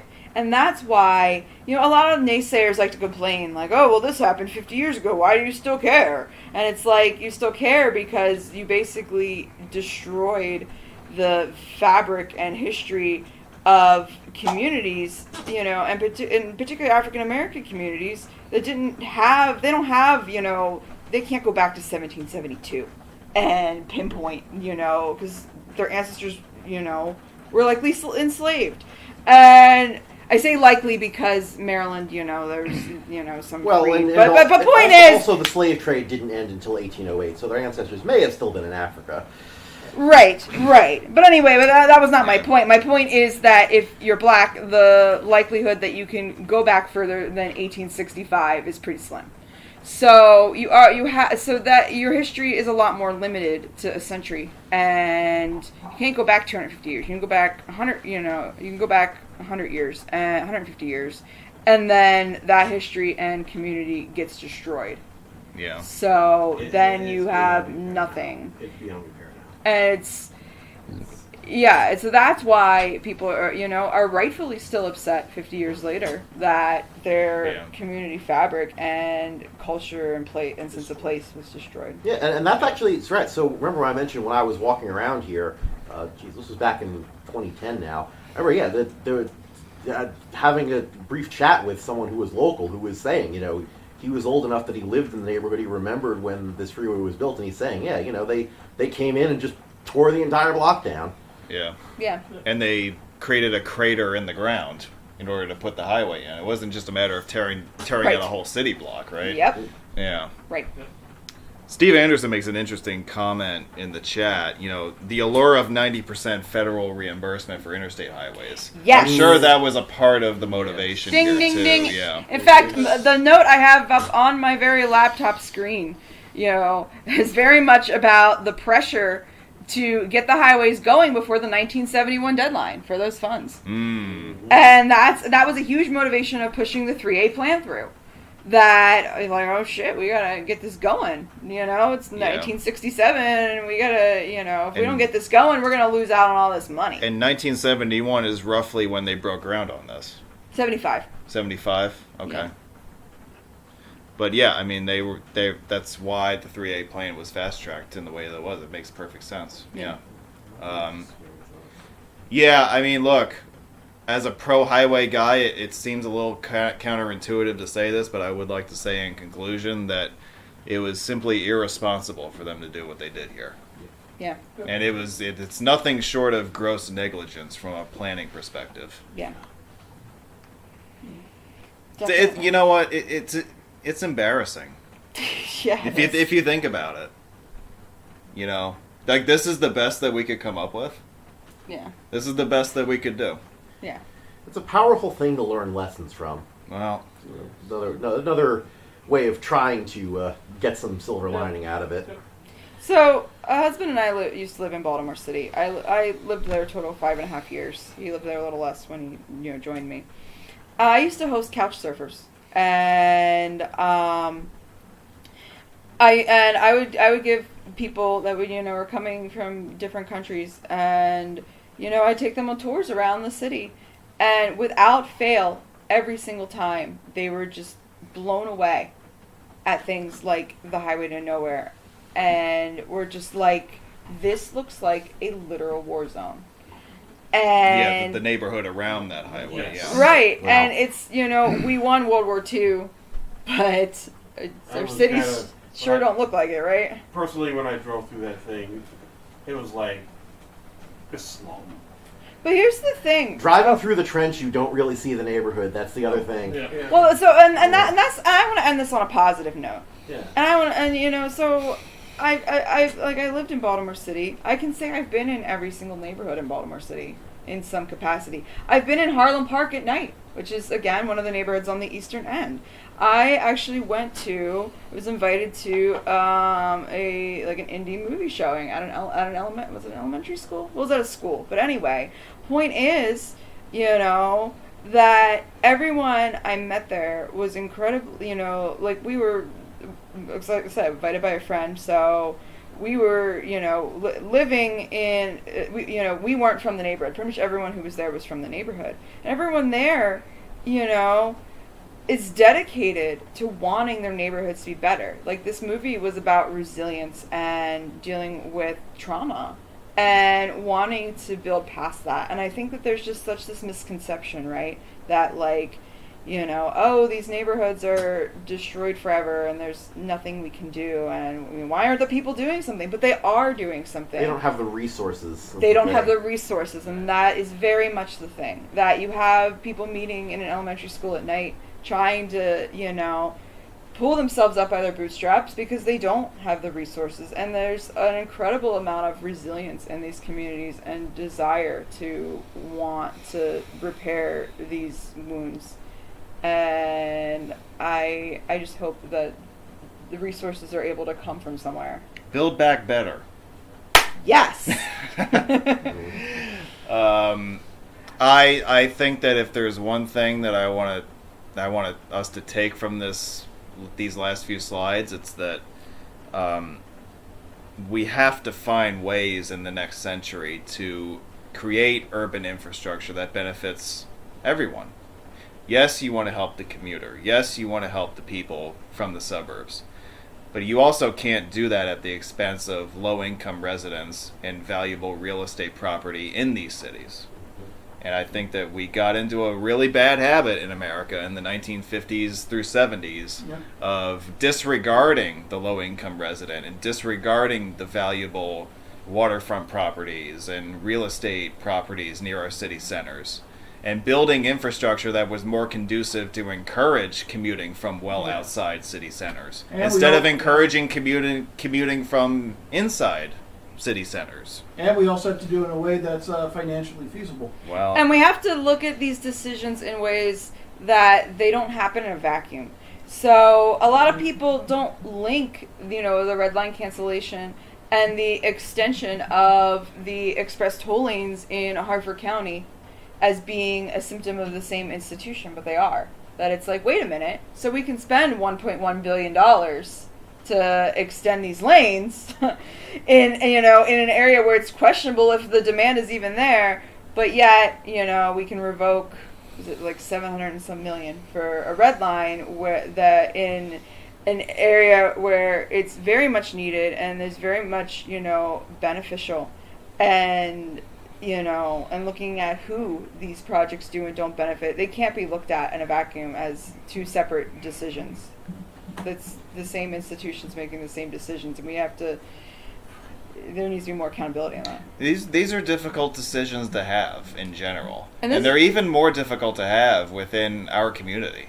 Yeah. You never see these kinds of things brought up in Facebook groups or on Facebook pages or on websites or anything like that. Nobody ever talks about the social and economic fallout from stuff like this. Well, I think part of the problem here too. Everybody is kind of like, ooh, road. I need to drive and clinch and get pictures. And it's hard because you look at this picture and this I look at this picture and I'm like, ooh, look how pretty those ribbons of concrete are with the beautiful city backdrop. Look at the water below. Look how beautiful that is. Yeah. And it's hard to mentally reconcile that with, look at the environment we're destroying underneath. Well, look at the environment. That's what I was trying to point out there. Yeah, look at how look how easy it is now to depopulate the city and encourage sprawl. Why would you live? The When you can unfortunate commute thing on that, here- why would you live near the city? Right. You can drive on something like that to get you to the office. Right.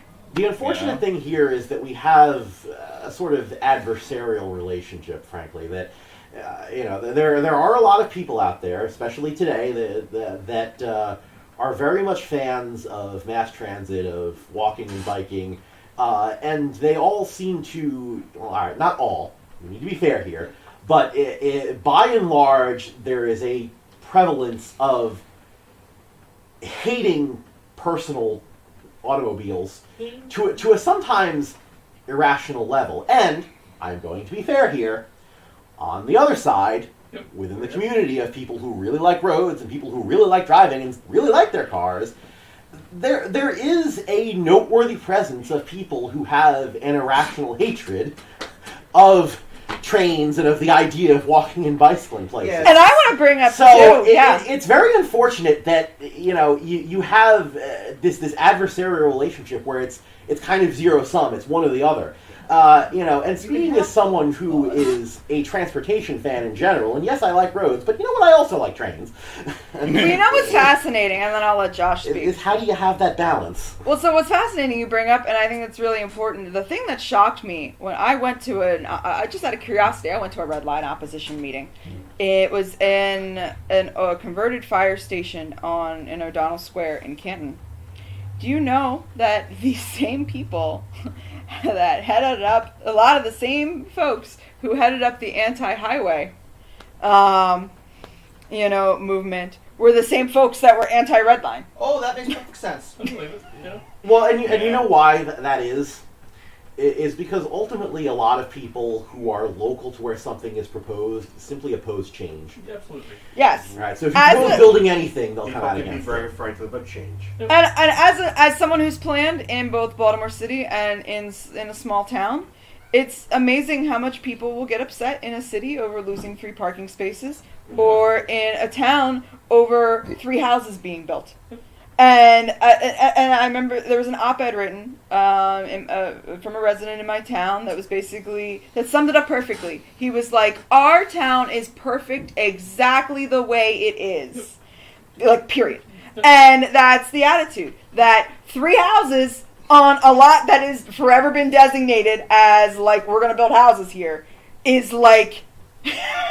Ruins, in this person's mind, the idea of, what they see as perfection. No, I mean, the deal is with transportation, the best compromise is the one that's going to leave nobody happy. Which is to say that Hi, sweetie! you're always going to have sort of a periphery of folks with very polarized view on both sides. We're going to be the loudest in any given situation when it comes to transportation issues and, frankly, any other issues. And probably the best solution is the one that's going to piss both of those groups off, to be totally blunt. Yes. Because right? it's going to go down the middle and it's not Exactly, right. right. Yeah, I mean, that's a very fair point. Right. And they say the ideal compromise is one that leaves no one happy. This is true in general. Yes. No, well, and right, and it's right. People will dig in their heels. Even things like zoning rules often exist for the sake of status quo preservation, and it's and it's unfortunate. But the fact of the matter is, the population keeps growing. So, guess what, folks? Change is inevitable except from a vending machine. Yeah. So, That's a great thing. So, but yes, as somebody who is a road geek, but is also huge into transportation, to multimodal transportation, likes highways, but acknowledges the hurt, I think it's hard, too, to realize that the world is not, that the world is shades of gray. It's not as easy as just picking a side. Well, you don't see those shades of gray on Facebook. No, you don't. I'm just saying, I bite my tongue a lot. Yeah. That's what I do.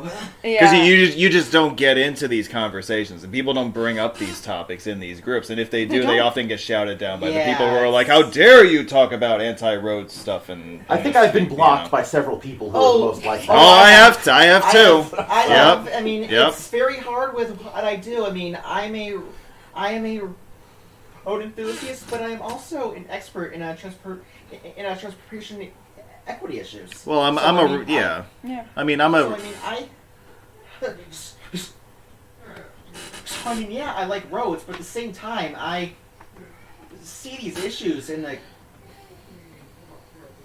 communities, and I can't help but feel somewhat sympathetic. But I also understand that some of these draconian proposals might push things too far in the other direction and hurt us. Well, that's and hurt us some other groups. You have to be worried about the pendulum swinging too far in the other direction. And, yeah. And as a woman with a young child, I always like to bring up that, for instance, for a lot of moms and a lot of women, commutes are not just point A to point B, point B to point A. And that it's easy to just kind of, assume that, everybody can just, get on a bus or a train to go to and from work. And it's like, well, you forgot about, taking your kid to daycare. Yeah. Or you want to go You shopping got all when the you're extra stuff commuting, that or you want you're supposed to have to do in order to live. Right. Yeah. Yes. Yes. Yeah. And how much longer it takes, if I were to, riding a bus to do all of those errands, and how much extra time that takes. How much? I mean, I tried riding the bus for a month to do everything. Just to try it out, see what it was like. No. My first semester. I mean, my first month in a graduate school, I did not own a car. It was. I will say it was hell. Yeah, because transit isn't, transit it's just not feasible or realistic. If you can't walk to a grocery uses store, roads built for you need a traffic. car. And I say this as somebody who literally walks to work and lives in walking distance of a shopping center with a Safeway, and used to take the bus from this neighborhood to and from my job in Baltimore City. That I realize that I'm the exception to the norm in that sense. Most people can't do that. Well, this is also how transportation issues simply cannot be divorced from land use issues. Yes. Right. No, absolutely. Because the talk about how to get between all these places is also very affected by how close together they all are. I mean, if anyone's ever played SimCity, this crowd has. A very useful hack in the game is, if you're plopping down a residential zone or a commercial zone, is, put like one or two tiles of commercial and industrial in your residential zone. And often the way the game simulator works is, that it will just try and find a trip to that kind of zone. And if it can find one a few tiles away, the person, the sim will go there without even getting on the transportation network at all. And so it helps your traffic and everything. And it's the sort of thing that, I remember, reading about this in strategy guides growing up and being like, hey, that's kind of cool, and thinking this was like, such just a stupid game hack. But what eventually I realized is that no, there's actually something realistic to this. Right. Is the idea is that if someone lives very close to something, that they don't need to get in their car or get on a bus or a train. They can just walk there. Yeah. They don't burden the transportation network. It's right there. Yeah. And that means a lot. This is also why cities aren't the only solution to a green living. In some ways, am a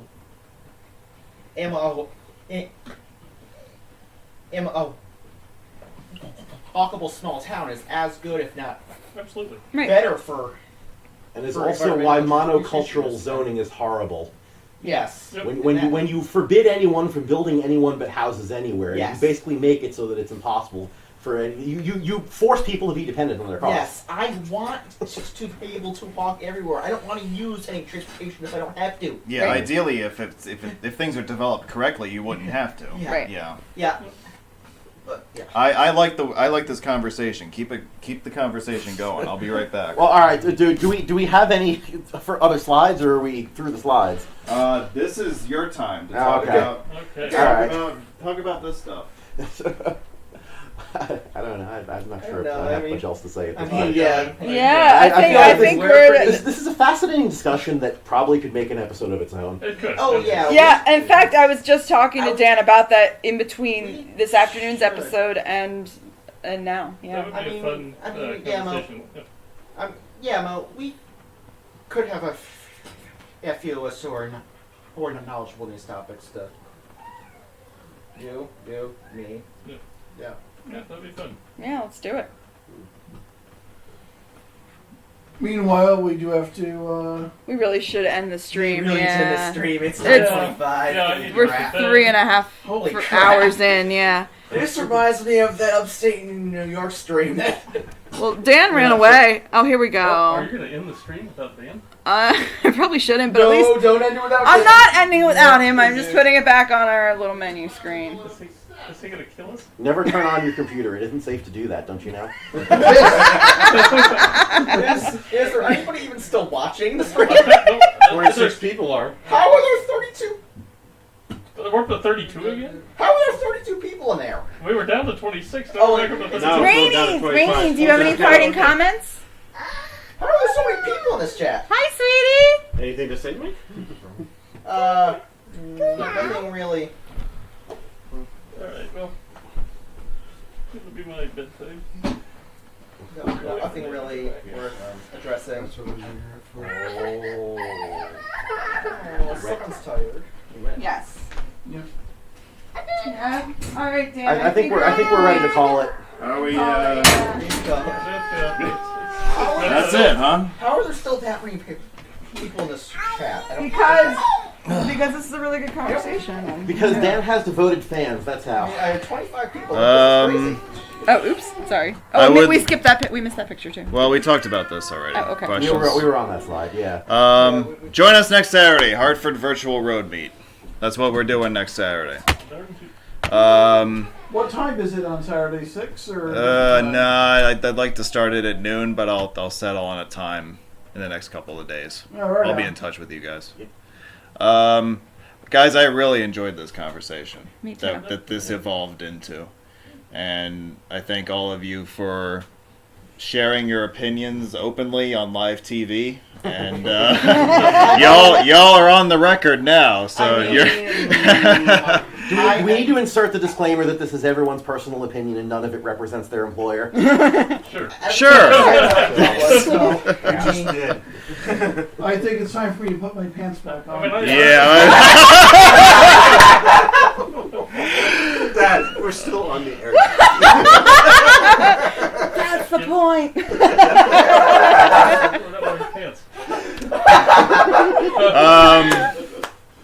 Thank you to our panel tonight, Laura, Anthony, Scott, Corco, Josh.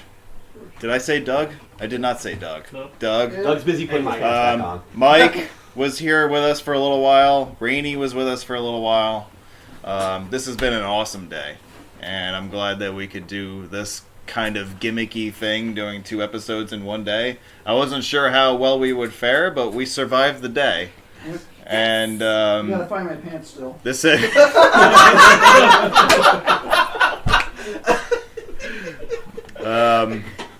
thank you all for talking Maryland roads with us today. Thank you all for watching. Thank you for the really interesting discussions that we've had at times today. This has been really beneficial. I look forward to the next show. We got a short turnaround here, folks. We got next Saturday coming up before you know it. I look forward to streaming with y'all next Saturday. And until then, we're going to sign off. Happy New Year, everybody. Happy New Year! Take it easy. God bless. Road